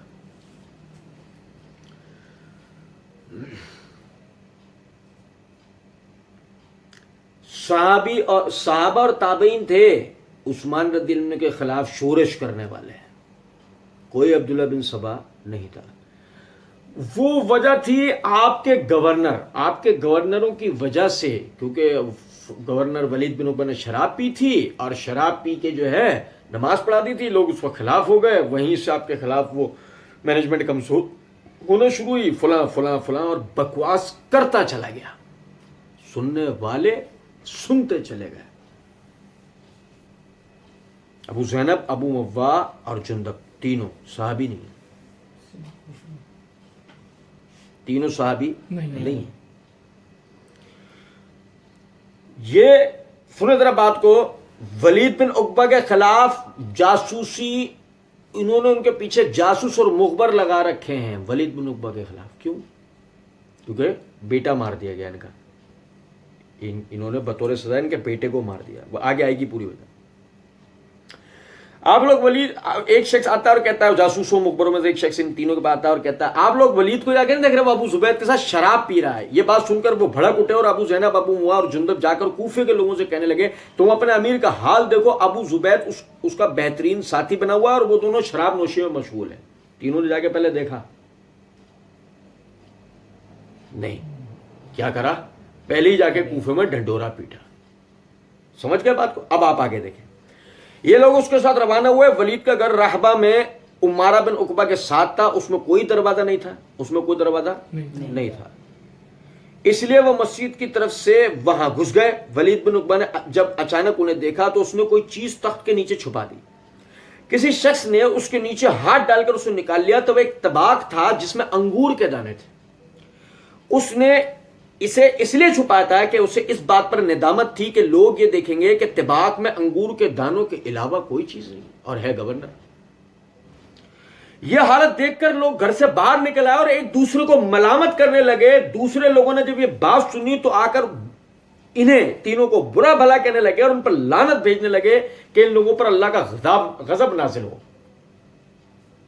کیا کہہ رہے تھے کہ ولید بن عقبہ کیا کر رہا ہے؟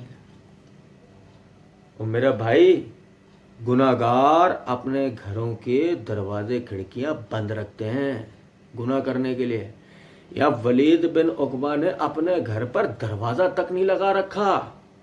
ایک ایسا گورنر ہے کہ جس کے پاس جب چاہے جس وقت چاہے ایک، یعنی کہ رعایا میں سے، عوام میں سے جو شخص آنا چاہے ملنا چاہے آسانی سے ملے۔ اس پر الزام لگایا کہ وہ کیا کر رہا ہے؟ شراب پی رہا ہے۔ لوگوں نے جا کے چھاپا مارا، کیا دیکھا؟ وہ ایک طباق انہوں نے پلنگ کے نیچے رکھ دیا، لوگوں نے جلدی سے جا کے اسے کھینچا تو اس میں انگور کے دانے تھے۔ وہ لوگ جو ان تینوں کی، ابو زنیب، ابو موا اور جندب کی سن کر آئے تھے اور اس پروپیگنڈے کا شکار ہو کر آئے تھے، اب ایک دوسرے کو ملامت کرتے ہوئے جا رہے ہیں، ٹھیک ہے؟ اور پھر دیکھو ذرا بات ہو. اس کے بعد لوگ اس معاملے پر بحث مباحثہ کرتے رہے. ولید کو اس بحث کی خبر ہو گئی تھی مگر اس نے اس بات کو پوشیدہ رکھا اور سیدنا عثمان رضی اللہ عنہ کو اس کی اطلاع نہیں دی. کیوں؟ کہ سیدنا عثمان رضی اللہ عنہ ایسا نہ ہو کہ اسے انہیں معزول کر دیں، کہ پروپیگنڈے کو ہوا نہ ملے. بلکہ لوگوں کی اس گفتگو میں مداخلت بھی نہیں کی اور اس بات کو پسند نہیں کیا کہ وہ لوگوں کے درمیان فتنہ و فساد برپا کرے. اس لیے وہ خاموشی کے ساتھ ان باتوں پر عمل کرتے رہے. اچھا، یعنی کہ امام شابی رحمۃ اللہ علیہ کہتے ہیں کہ محمد بن عمرو بن ولید یعنی ابن عقبہ کے پاس وہ بیٹھے ہوئے تھے جو محمد بن عبد الملک کے جانشین تھے. محمد نے مسلمہ کی جنگ کا تذکرہ کیا تو وہ کہنے لگے کہ اس کا ولید بن عقبہ کی جنگوں اور اس کے دور حکمرانی سے کوئی مقابلہ نہیں ہے. جب وہ جہاد کے لیے روانہ ہوتے تھے تو وہ دور دراز کے مقامات تک پہنچ جاتے تھے، وہ کسی چیز میں کوتاہی نہیں کرتے تھے اور نہ کوئی ان کا مقابلے پر آتا تھا. ان کا یہ طریقہ اس وقت تک جاری رہا جب تک وہ معزول ہوئے. اس زمانے میں باب کے علاقے میں عبد الرحمن بن ربیعہ بابلی تھے. اچھا، آپ سمجھے ذرا اس بات کو نا کہ امام شابی نے ولید بن عقبہ کے جنگی کارناموں کا بھی ذکر کر دیا اور ساتھ میں یہ بھی ذکر کر دیا کہ اس جنگی کارناموں میں وہ جہاد کرتے کرتے دور دراز کے مقامات تک پہنچ جاتے تھے اور کسی قسم کی کوئی کوتاہی نہیں کرتے تھے اور نہ ہی ان کے مقابلے پہ کوئی ٹھہر سکتا تھا. یعنی ولید بن عقبہ اتنا زبردست گورنر تھا. اس کے بعد آگے دیکھیں، عمر بن عبداللہ بیان کرتے ہیں کہ جندب اور اس کے ساتھی حضرت عبداللہ بن مسعود رضی اللہ عنہ کے پاس پہنچ کر کہنے لگا ولید بن عقبہ شراب نوشی میں مشغول تھا. انہوں نے اس خبر کو اس قدر پھیلایا کہ زبان زد عام ہو گئی. اس پر سیدنا عبداللہ بن مسعود نے فرمایا جو ہم سے کوئی عیب پوشیدہ رکھے تو ہم اس کی ٹو نہیں لگائیں گے اور اس کی پردہ دری بھی نہیں کریں گے. سمجھ رہے ہیں بات کو؟ یہ بات ثابت ہو چکی ہے کہ ان تینوں نے اس کو شراب پیتے نہیں دیکھا بلکہ جب موقع پہ پہنچے تو وہاں طباق کے اندر انگور کے دانے تھے، کوئی شراب کوئی چیز نہیں تھی. تینوں نے جاننے کے باوجود بھی اس خبر کو بہت پھیلایا یہاں تک کہ زبان زد عام ہو گئی. عبداللہ ابن مسعود رضی اللہ عنہ تک اس پروپیگنڈے کا شکار ہوئے. اور کیا الفاظ ہیں کہ ہم سے کوئی عیب پوشیدہ رکھے تو ہم اس کی ٹو نہیں لگائیں گے، اس کی جاسوسی نہیں کریں گے اور اس کی پردہ دری بھی نہیں کریں گے. یعنی اس قسم کے آدمی کے عیب کی پردہ دری بھی نہیں کریں گے. یہ سن کر ولید نے عبداللہ بن مسعود رضی اللہ عنہ کو بلوایا. جب وہ آئے تو ولید نے ان کو برا بھلا کہا اور کہا کیا تمہارے جیسا شخص اس بات کو پسند کرتا ہے کہ وہ کینہ ور افراد کو ایسا جواب دے جیسے کہ تم نے جواب دیا ہے؟ میں نے کسی کو چھپا رکھا ہے؟ یہ جواب تو مشتبہ قسم کے آدمی کے لیے دیا جاتا ہے. ولید بن عقبہ نے عبداللہ بن مسعود رضی اللہ عنہ کو کیا کہا ہے؟ تم وہ کینہ رکھنے والے لوگوں کو اس قسم کا جواب دے رہو کہ جس سے ان کو اور موقع ملے، میرے جیسے آدمی کے بارے میں کہ جی میں نے کچھ چھپا رکھا ہے. مطلب اس قسم کی تو بات اس کے لیے کی جاتی ہے اس پہ کوئی شک و شبہ ہو. آپ کو مجھ پہ کیا شک شبہ ہے؟ ٹھیک ہے، دونوں کے اس معاملے میں سخت آپس میں ایک دوسری بات ہوئی. بہرحال چلے گا اپنے اپنے گھروں پہ. بہرحال ولید بن عقبہ کے پاس ایک جادوگر کو لایا گیا. وہ فتنے کی دوسری سٹیج سنو ذرا بات کو. ولید بن عقبہ کے پاس ایک جادوگر کو لایا گیا تو انہوں نے حضرت عبداللہ بن مسعود رضی اللہ عنہ کے پاس ایک آدمی کو بھیجا تاکہ وہ ان سے جادوگر کے خلاف حد شرعی معلوم کرے، شرعی سزا معلوم کرے. حضرت عبداللہ بن مسعود رضی اللہ عنہ نے فرمایا تمہیں کس نے بتایا کہ یہ جادوگر ہے؟ بھئی یہ قاضی کی ذمہ داری ہے نا کہ جرم کی تفتیش کرے، ایسا نہیں بے گناہ مار دیا جائے. تمہیں کس نے بتایا کہ یہ جادوگر ہے؟ ولید نے کہا یہ لوگ کہتے ہیں کہ وہ لوگ کہتے ہیں جو اسے لے کر آئے، ان کا بیان ہے کہ وہ جادوگر ہے. حضرت عبداللہ بن مسعود رضی اللہ عنہ نے پوچھا تم لوگوں کو کیسے معلوم ہے کہ وہ جادوگر ہے؟ لانے والوں کا تمہیں کیسے معلوم ہے جادوگر؟ وہ بولے خود اس کا اقرار کرتا ہے. آپ نے اس سے پوچھا کیا تم جادوگر ہو؟ عبداللہ بن مسعود رضی اللہ عنہ نے جادوگر سے پوچھا کیا تم جادوگر ہو؟ وہ بولا جی ہاں. آپ نے فرمایا تم جانتے ہو کہ جادو کیا ہے؟ وہ بولا کہ ہاں. یہ کہہ کر وہ ایک گدھے کی طرف بڑھا اور اس کی دم کی طرف سے سوار ہونے لگا اور لوگوں کو دکھانے لگا کہ وہ اس کے منہ سے اور اس کے سر میں سے نکل کے باہر آ رہا ہے. یعنی لوگوں کا وہی جو میں مرزا جی کے لیے کہتا ہوں کہ پھینکتے سانپ پہ دکھاتے رسیاں ہیں، تب وہ مرزا جی کے خاندان سے وہ ہوگا، وہاں پہنچ گیا ہوگا. تو وہ دم والے حصے سے جا کے سر والے سے نکل. ٹھیک ہے، تو حضرت عبداللہ بن مسعود رضی اللہ عنہ نے یہ دیکھ کر فرمایا تم اسے قتل کر دو. اس کے بعد ولید چلے گئے. لوگوں نے مسجد میں اعلان کرایا کہ ایک شخص ولید کے پاس جادو کے کھیل دکھا رہا ہے. اس طرح لوگ وہاں پہنچے اور جندب بھی اس موقع کو غنیمت جان کر وہاں پہنچا اور کہنے لگا وہ کہاں ہے تاکہ میں اسے دیکھوں. آخر کار حضرت عبداللہ بن مسعود اور ولید بن عقبہ کا اس بات پر اتفاق ہو گیا کہ اس جادوگر کو قید میں رکھا جائے تاکہ وہ سیدنا عثمان کو اس کے بارے میں لکھ سکیں اور اس کی سزا معلوم کر سکیں. سیدنا عثمان نے لکھا کہ اس سے حلف اٹھایا جائے. آخرکار انہوں نے اسے تعزیر دے کر چھوڑ دیا, یعنی حد نہیں لگائی, کوڑوں کی سزا دے کر چھوڑ دیا. اور لوگوں کو ہدایت کی گئی کہ وہ اپنے خیالات کے مطابق خود عمل نہ کریں اور حاکم کے حکم کے بغیر خود حدود شرعیہ قائم نہ کریں, کیونکہ خطا کار کو قید کرنے اور اسے تعدیب کا حق حاکم کو ہے, عوام کو نہیں. ٹھیک ہے. جندب کے ساتھی اسے ورگلاتے رہے. آخرکار وہ مدینہ پہنچ گئے. ان میں ابو خشنہ غفاری, جسامہ بن صاحب بن جسامہ اور جندب شامل تھے. انہوں نے سیدنا عثمان سے ولید کو معزول کرنے کی درخواست کی. سیدنا عثمان نے فرمایا تم بدگمانی پر عمل کرتے ہو اور مسلمانوں میں غلط باتیں پھیلاتے ہو اور اجازت کے بغیر آ جاتے ہو, تم واپس چلے جاؤ. سیدنا عثمان رضی اللہ عنہ نے واپس بھیج دیا. اب تک آپ دیکھیں ولید بن عقبہ شراب پیتا ہوا پایا گیا ہے, یہ تینوں پروپیگنڈا کر رہے ہیں. ٹھیک ہے بھائی جان. اس کے بعد آپ دیکھیں جب وہ کوفے واپس آئے تو تمام مخالفین ان کے پاس پہنچے. انہوں نے ایک سازش تیار کی اور اس کے مطابق عمل کیا. ولید کے ہاں کوئی گارڈ نہیں تھا, کوئی دربان نہیں تھا اور نہ کوئی حجاب حائل تھا. ٹھیک ہے. اس لیے ولید بن عقبہ کو نیند میں غافل پا کر ابو زنیب ازدی اور ابو موا اسدی ان کے گھر میں گھس گئے اور ان کی انگوٹھی اتار لی. ان کی انگوٹھی, ولید بن عقبہ کی انگوٹھی اتار لی. پھر وہ سیدنا عثمان رضی اللہ عنہ کے پاس پہنچے اور ان دونوں نے ولید بن عقبہ کے خلاف شہادت دی اور ان کے ساتھ ان کے مددگار ملازمین, ان کے غلام بھی تھے.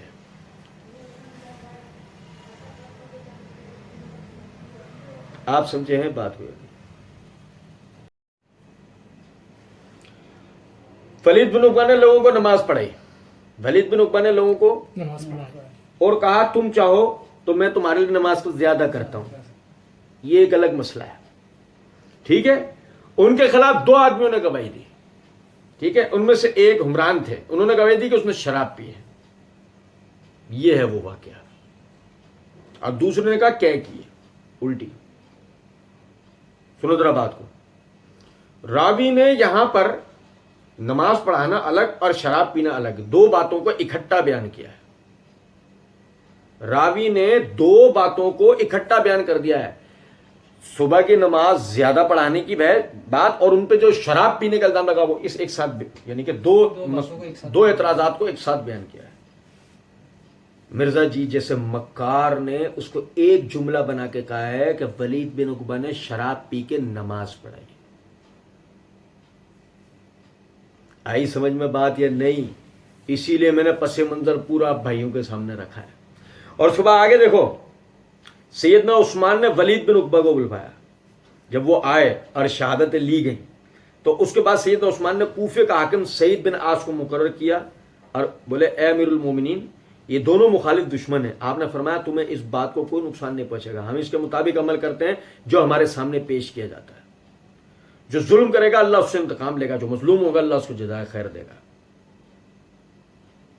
یعنی آپ کو توجہ کیا دلائی گئی ہے؟ یہ حسد رکھتے ہیں ان سے, ولید بن عقبہ سے. عثمان رضی اللہ عنہ نے جواب میں کیا کہا؟ ہم اس کے مطابق عمل کرتے ہیں جو ہمارے سامنے پیش کیا جاتا ہے. یعنی کہ عدالت میں جو ظاہر گواہی آئی ہے, عدالت تو اس کے مطابق فیصلہ کرے گی نا. جو ظلم کرے گا, جس نے اپنے آپ کو بچا لیا ہے, جو ظلم کرے گا اس سے اب انتقام اللہ لے گا, اس سے اب انتقام اللہ لے گا. جو مظلوم ہوگا اللہ اس کو جزائے خیر دے گا. ٹھیک ہے. اب آپ سمجھیں ذرا اس بات کو. آپ نے مزید فرمایا ہم حدود شریعہ کو قائم کریں گے, جھوٹے گواہ کا ٹھکانہ جہنم ہے. اے میرے بھائی تم صبر کرو. ولید بن عقبہ کو کہا ہے میرے بھائی تم صبر کرو. اس کے بعد انہوں نے سعید بن عاص کو حکم دیا, انہوں نے ولید بن عقبہ کو کوڑے مارے. آپ سمجھیں ذرا اس بات. میرے بھائی اگر عثمان رضی اللہ عنہ اس بات کو حقیقت میں جانتے ہیں ولید بن عقبہ نے شراب پی ہے, ابھی کہتے ہیں میرے بھائی صبر کر, کیونکہ آپ یہ بات جانتے تھے کہ ولید بن عقبہ کو اس جھوٹے الزام میں پھنسایا گیا ہے. اس جھوٹے الزام میں کوفیوں نے آپ کو پھنسایا. اور سنو ذرا بات کو, کوئی کہے کہ تاریخ طبری سے پڑھ رہے ہو, کہاں سے پڑھ رہے ہو؟ اور سنو ذرا بات کو سنو نا. مرزا جی نے اپنی اسی ویڈیو کے اندر کہا بھائی جان سنو ذرا کہ طبری کھولے نا, جو پہلا مفسر بھی ہے مورخ بھی ہے, بڑے مورخین میں سے امام طبری. اسی لیے میں نے پہلے طبری سے پڑھا ہے. ٹھیک ہے میرے بھائی, سمجھے ذرا اس بات کو. اور اس کے بعد دیکھیں, یہ میرا دوسرا نام جو مرزا جی نے لیا ہے ابن کثیر. دوسرا نام کیا لیا؟ کیا کھولنی ہے؟ دوسرے نمبر پہ ابن کثیر. ہم نے تاریخ ابن کثیر حافظ ابن کثیر رحمۃ اللہ کھولی. اس کی یہ جلد نمبر 7 ہے, صفحہ نمبر 308 ہے. حافظ ابن کثیر رحمۃ اللہ علیہ فرماتے ہیں اس سال سیدنا عثمان بن عفان نے ولید بن عقبہ کو کوفے سے معزول کر دیا اور سعید بن عاص کو وہاں کا گورنر مقرر کیا. اور ان کی معزولی کا سبب یہ تھا کہ انہوں نے اہل کوفہ کو صبح کی نماز 4 رکعت پڑھا دی, پھر مڑ کر کہا تم کو زیادہ پڑھا دوں. ایک شخص نے کہا ہم آپ کی وجہ سے آج تک زیادت میں ہیں. پھر ایک جماعت ان کے خلاف ہو گئی. کہتے ہیں کہ ان کے اور آپ کے درمیان عداوت تھی, حسد تھی. انہوں نے حضرت عثمان کے پاس آپ کی شکایت کر دی اور ان کے بعض آدمیوں نے آپ کے خلاف شراب نوشی کی گواہی دی, اور دوسرے شخص نے گواہی دی کہ انہوں نے ان کو شراب کی الٹی کرتے دیکھا ہے. حضرت عثمان نے آپ کو کوڑے مارنے کا حکم دیا. ٹھیک ہے, اب سمجھے ذرا اس بات کو نا. حافظ ابن کثیر رحمۃ اللہ علیہ نے بھی دیکھو کیا کہا ہے کہ صبح کی نماز پڑھائی 4 رکعت, اکار میں اور پڑھا دوں تمہیں. اور یعنی کہ کوفی چونکہ ہر فتنے کو جلدی قبول کرنے والا اور سب سے زیادہ یعنی فتنہ گھر, اور انہوں نے جو ہے وہ ان کے خلاف ایک شورش برپا کر دی. اور مزید بھی اس کی تفصیلات ہیں, میں نے تو صرف مختصراً آپ کے سامنے 2 باتیں رکھی ہیں. عرض کرنے کا مطلب ہے مرزا کذاب, مرزا دھوکے باز بدبخت آدمی یہ ولید بن عقبہ پہ شراب نوشی کا الزام لگاتا ہے.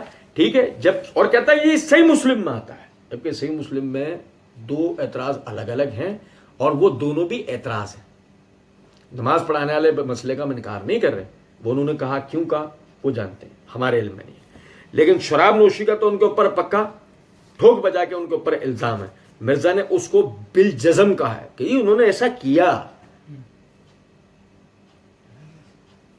جبکہ آپ سمجھے ذرا بات کو, مرزا جی نے اپنی اسی ویڈیو کے اندر یہ بات کہی ہے. لیکن آج میں جو ذہنی طور پر ہے نا, مکمل طور پر زبان کی اس اعتبار سے بھی احتیاط کر رہا ہوں کہ میں جو بات کہہ رہا ہوں وہ انہی الفاظ کے ساتھ ہوگی. بھائی میرے, کیا یہ انہی الفاظ کے ساتھ ہے؟ بہت بڑا دھوکے باز آدمی ہے. اس کو سننے والوں کو میں یہی عرض کروں گا, بھائی مہربانی کریں, اس آدمی کے اوپر مہربانی کریں. آپ دیکھیں صحیح یعنی کہ بخاری مسلم کے راوی بیان کرنے والے حضرات انہی کو دیکھ لیں. عبید اللہ بن عدی بن الخیار, عبید اللہ بن عدی بن الخیار, ان کے بارے میں ایک آپ کو میں چھوٹی سی چیز بتاتا ہوں. یہ تہذیب التہذیب میرے ہاتھ میں, جو کہہ رہے تھے نا کہ میں عثمان رضی اللہ عنہ آپ کے پاس حاضر ہوا ہوں, آپ کی خیر خواہی کا مشورہ لے. سمجھے ذرا بات کو. جلد نمبر 5 کا یہ تہذیب التہذیب ہے, جلد نمبر 5 ہے, صفحہ نمبر 397 ہے. ابن سعد رحمۃ اللہ علیہ کہتے ہیں کہ یہ اہل مدینہ کے تابعین میں سے ہیں, یہ اہل مدینہ کے تابعین میں سے. وہ مات بالمدینہ فی خلافت ولید بن عبد الملک, اور ولید بن عبد الملک کی خلافت کے ایام میں مدینہ میں ان کا انتقال ہوا.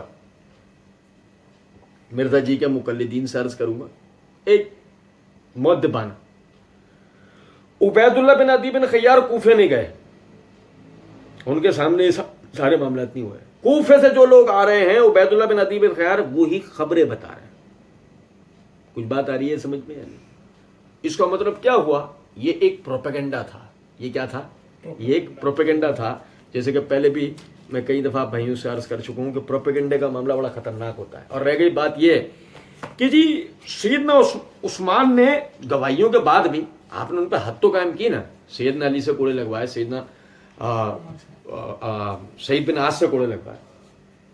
میں مرزا جی کے فیوریٹ, بلکہ یوں کہا جائے نا روحانی باپ, مرزا جی نے جیسے کہہ دیا تھا نا, مرزا جی نے جیسے کہہ دیا تھا کفایت اللہ سنابلی اور صلاح الدین یوسف, یہ دونوں باپ بیٹے ہیں, وہ ان کا روحانی باپ ہے. یہ مرزا جی کا روحانی باپ مودودی صاحب, بہت سارے ابا جی ہیں ان کے روحانی, تو اسحاق بھی ہے, یہ اس کا ذکر کر رہی ہیں بہرحال, اور وہ بھی ہے.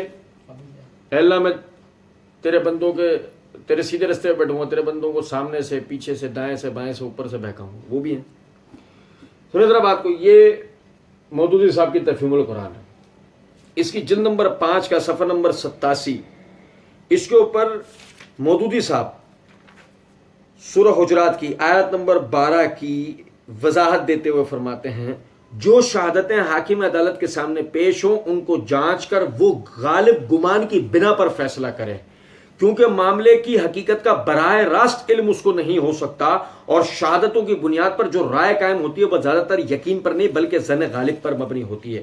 اس طرح بکثرت معاملات میں جہاں کوئی نہ کوئی فیصلہ کرنا ضروری ہوتا ہے اور हकीकत का इल्म हासिल होना मुमकिन नहीं होता, इंसान के लिए गुमान की बुनियाद पर एक राय कायम करने के सिवा कोई चारा नहीं होता। यानी इसका मतलब वलीद बिन उकबा को फंसाया गया, उस्मान रज़ी अल्लाह तआला अन्हु के सामने वो केस लाया गया, गवाहान को खड़ा किया गया, गवाहान ने गवाही दी, गवाहान से माशरे में मारूफ तौर पे झूठ बोलना साबित नहीं है। यही वजह है कि उस्मान रज़ी अल्लाह अन्हु के पास अब कोई और मामला नहीं रहा सिवाय इसके कि जो अदालती कार्रवाई है वो उसको बरूए कार लाएं, और उन शहादतों की रोशनी में, जैसे कि मौदूदी साहब ने भी कहा, मामले की हकीकत का बराह रास्त इल्म तो हो नहीं सकता गवाह, क्योंकि देखा असल में तो वो जो गवाही दे रहे हैं वो कह रहे हैं हमने देखा है, जज ने थोड़ी देखा है, काजी ने थोड़ी देखा है। बकसरत मामलात ऐसे होते हैं कि शहादतों की बुनियाद पर राय कायम होती है, ठीक है ना। अब समझे जरा इस बात को, गालिब गुमान की बुनियाद पर उस्मान रज़ी अल्लाह अन्हु ने उन पर हद जारी करने का फैसला किया, और बकौल इमाम तबरी, तारीख तबरी जो हमने पढ़ा, ऐ मेरे भाई सब्र कर, ऐ मेरे भाई अगर वलीद बिन उकबा हकीकत में उन पर शराब पीना उस्मान रज़ी अल्लाह अन्हु के सामने साबित हो जाता तो क्या उस्मान रज़ी अल्लाह अन्हु उनके लिए इस तरह की बात करते? आप समझो जरा इस बात को। यकीन करें मिर्ज़ा एक इंतहाई बदबख्त आदमी है। और बस एक आखिरी बात आप भाइयों के सामने रख रहा हूँ, वक्त ज़्यादा हो रहा है। मिर्ज़ा जी कहते हैं, अपने अब्बू जी का जिक्र करते हुए कहते हैं कि जाहिर है, अच्छा वो कहते हैं कि उन्होंने उसको माजूल कर दिया, मैनेजमेंट उस वक्त कमजोर होना शुरू हो गई और बाद में एक उनके खिलाफ तहरीक चलना शुरू हुई। जाहिर उसमें सहाबा ताबीन सब शामिल थे, और मिर्जा जी ड्रोन कैमरा लेके वो सब रिकॉर्ड कर रहे थे।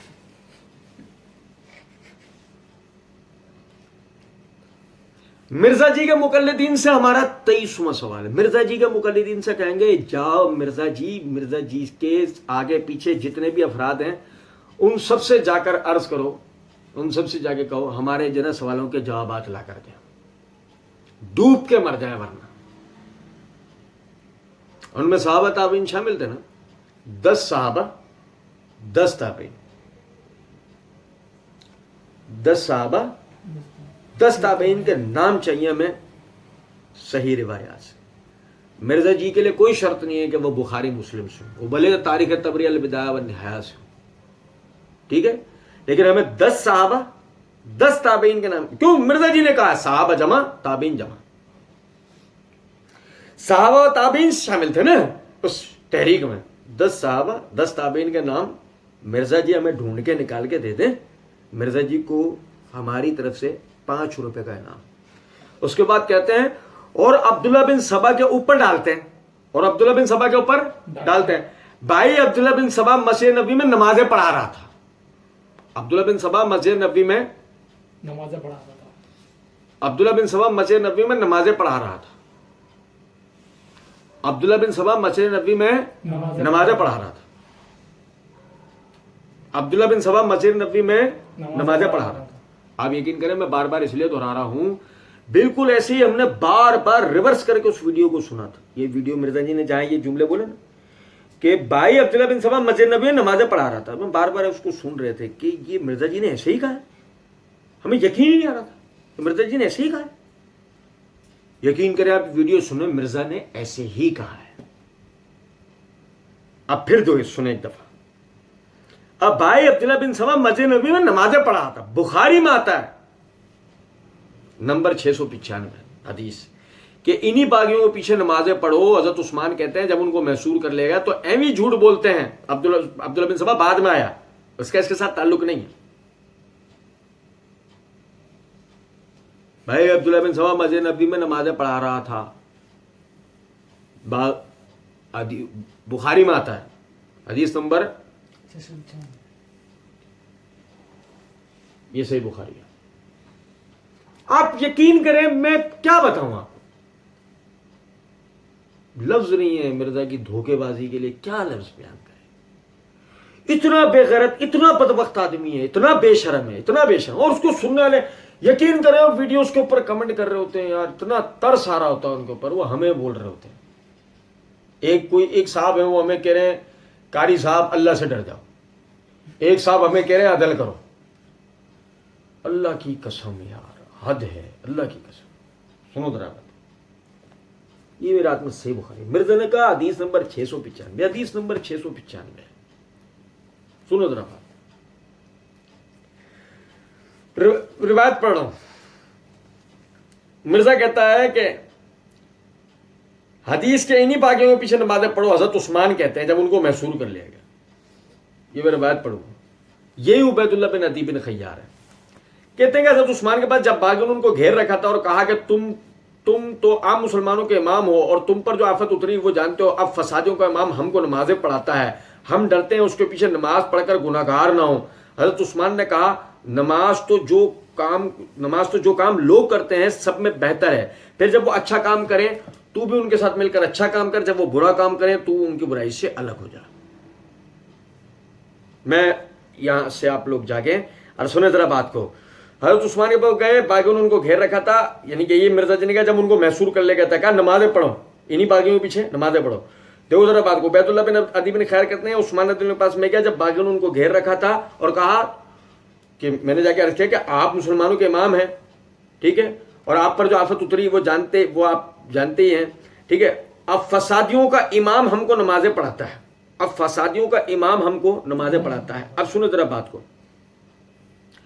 हम डरते हैं इसके पीछे नमाज पढ़कर गुनाहगार ना हो। हज़रत उस्मान ने कहा नमाज तो जो काम लोग करते हैं उसमें सबसे बेहतर है, फिर जब वो अच्छा काम करें तुम उनके साथ मिलकर अच्छा काम करो, जब वो बुरा करें तुम उनकी बुराई से दूर हो जाओ। कहीं अब्दुल्लाह बिन सबा का नाम आया? कितना बड़ा धोखेबाज आदमी है, आप अंदाजा करो कितना बड़ा धोखेबाज। और भाई अब्दुल्लाह बिन सबा मस्जिद नबी में नमाजें पढ़ा रहा था, बुखारी में आता है, आया बुखारी में। बहुत बड़ा झूठा है मिर्जा, बहुत बड़ा। और बात यहां खत्म नहीं हो रही, अब आए तस्वीर के दूसरे रुख पे। मुकल्लिदीन के लिए तो हमने बहुत कुछ जमा कर रखा है, बेफिक्र रहे। सुने जरा बात, ये फसादियों का इमाम हमको नमाज पढ़ाता है। अगर मिर्जा जी कहें ये था मेरा इशारा, फसादियों का इमाम, तो हम कहेंगे मिर्जा जी हमारी तरफ भी देख लो, कोई हमारी निगाहों में निगाहें डाल लो। अल्लाह की कसम, अगर यहाँ फसादियों के इमाम से मुराद तुम बोलते हो कि ये अब्दुल्लाह बिन सबा, तो हमारा पहला मुकदमा खुद ब खुद तुमने हल कर दिया। जो तुम पीछे बोलकर आए थे कि चंद लोगों की गलतियों के ऊपर पर्दा डालने के लिए ये अब्दुल्लाह बिन सबा फर्जी कैरेक्टर घड़ा गया है, ये कोई अब्दुल्लाह बिन सबा का बनाया हुआ फितना नहीं है, वो तो बाद में है। ये तो सहाबा ताबीन ने तहरीक खड़ी की थी, उस्मान के गवर्नरों की वजह से हुआ था, फला फला फला पता नहीं क्या क्या तुमने बकवास की थी। तो अगर वाकई ये फितनों का ये इस फसादियों का जो इमाम था वो अब्दुल्लाह बिन सबा था, तो यही तो हम सब कहते आए थे जिसका आपने थोड़ी देर पहले इनकार कर दिया। जब आपसे पूछा गया कि किफायतुल्लाह सनाबली ने अपनी किताब में लिखा कि सबका सरदार अब्दुल्लाह बिन सबा था, आपने ये झूठ बोलता है, ये फला करता है, ये कोई अब्दुल्लाह बिन सबा नहीं था। तो अगर आप कहो कि ये फसादियों का इमाम ये है मेरा इशारा कि ये अब्दुल्लाह बिन सबा है, तो हम कहेंगे कि फिर किफायतुल्लाह सनाबली सही तो कह रहे थे, तुम उस वक्त झूठ ही तो बोल रहे थे, तुम उस वक्त धोखा दे रहे थे। या तो मानो तुम उस वक्त धोखेबाजी कर रहे थे, या मानो जो तुमने कहा है कि बुखारी में आता है कि अब्दुल्लाह बिन सबा मस्जिद नबवी में नमाजें पढ़ा रहा था, तुम ये झूठ बोल रहे हो।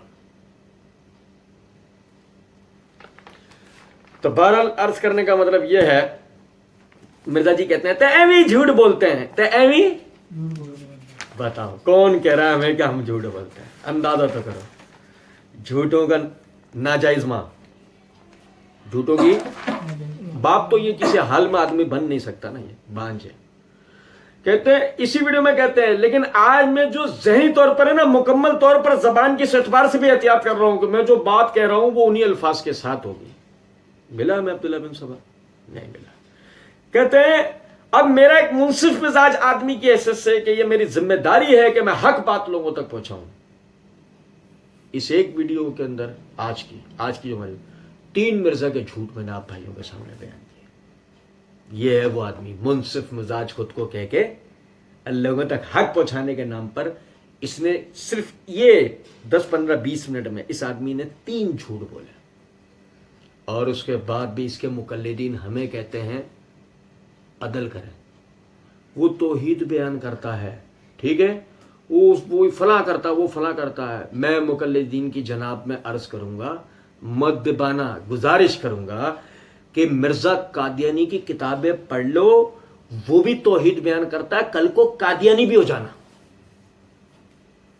کل کو یہ کہہ کر تم لوگ قادیانی بھی ہو جانا کہ مرزا قادیانی نے اپنی کتاب میں توحید بیان کر رکھی ہے، لہذا اس کی دوسری تمام چیزیں چھوڑ دو، توحید کو لے لو۔ تو سمجھے ذرا اس بات کو، ہمیں ان سے لولی لنگڑی بیان کردہ توحید لینے کی ضرورت نہیں ہے۔ اللہ کے فضل و کرم سے منہج اہل حدیث کے بزرگوں نے توحید کو مکمل طور پر بیان کر دیا ہے۔ اللہ تعالیٰ کا ہم پر بہت بڑا ہے، ہمارے بزرگوں پر بہت بڑا کرم و فضل ہے، اور ہم پر بڑا کرم و فضل ہے کہ اللہ رب العزت نے ہمیں منہج اہل حدیث سے وابستہ کیا اور ہمیں ان دھوکے بازوں کی چال بازیوں سے مطلع کیا، اور اللہ رب العزت نے حق بات کو سمجھنے کی توفیق دی۔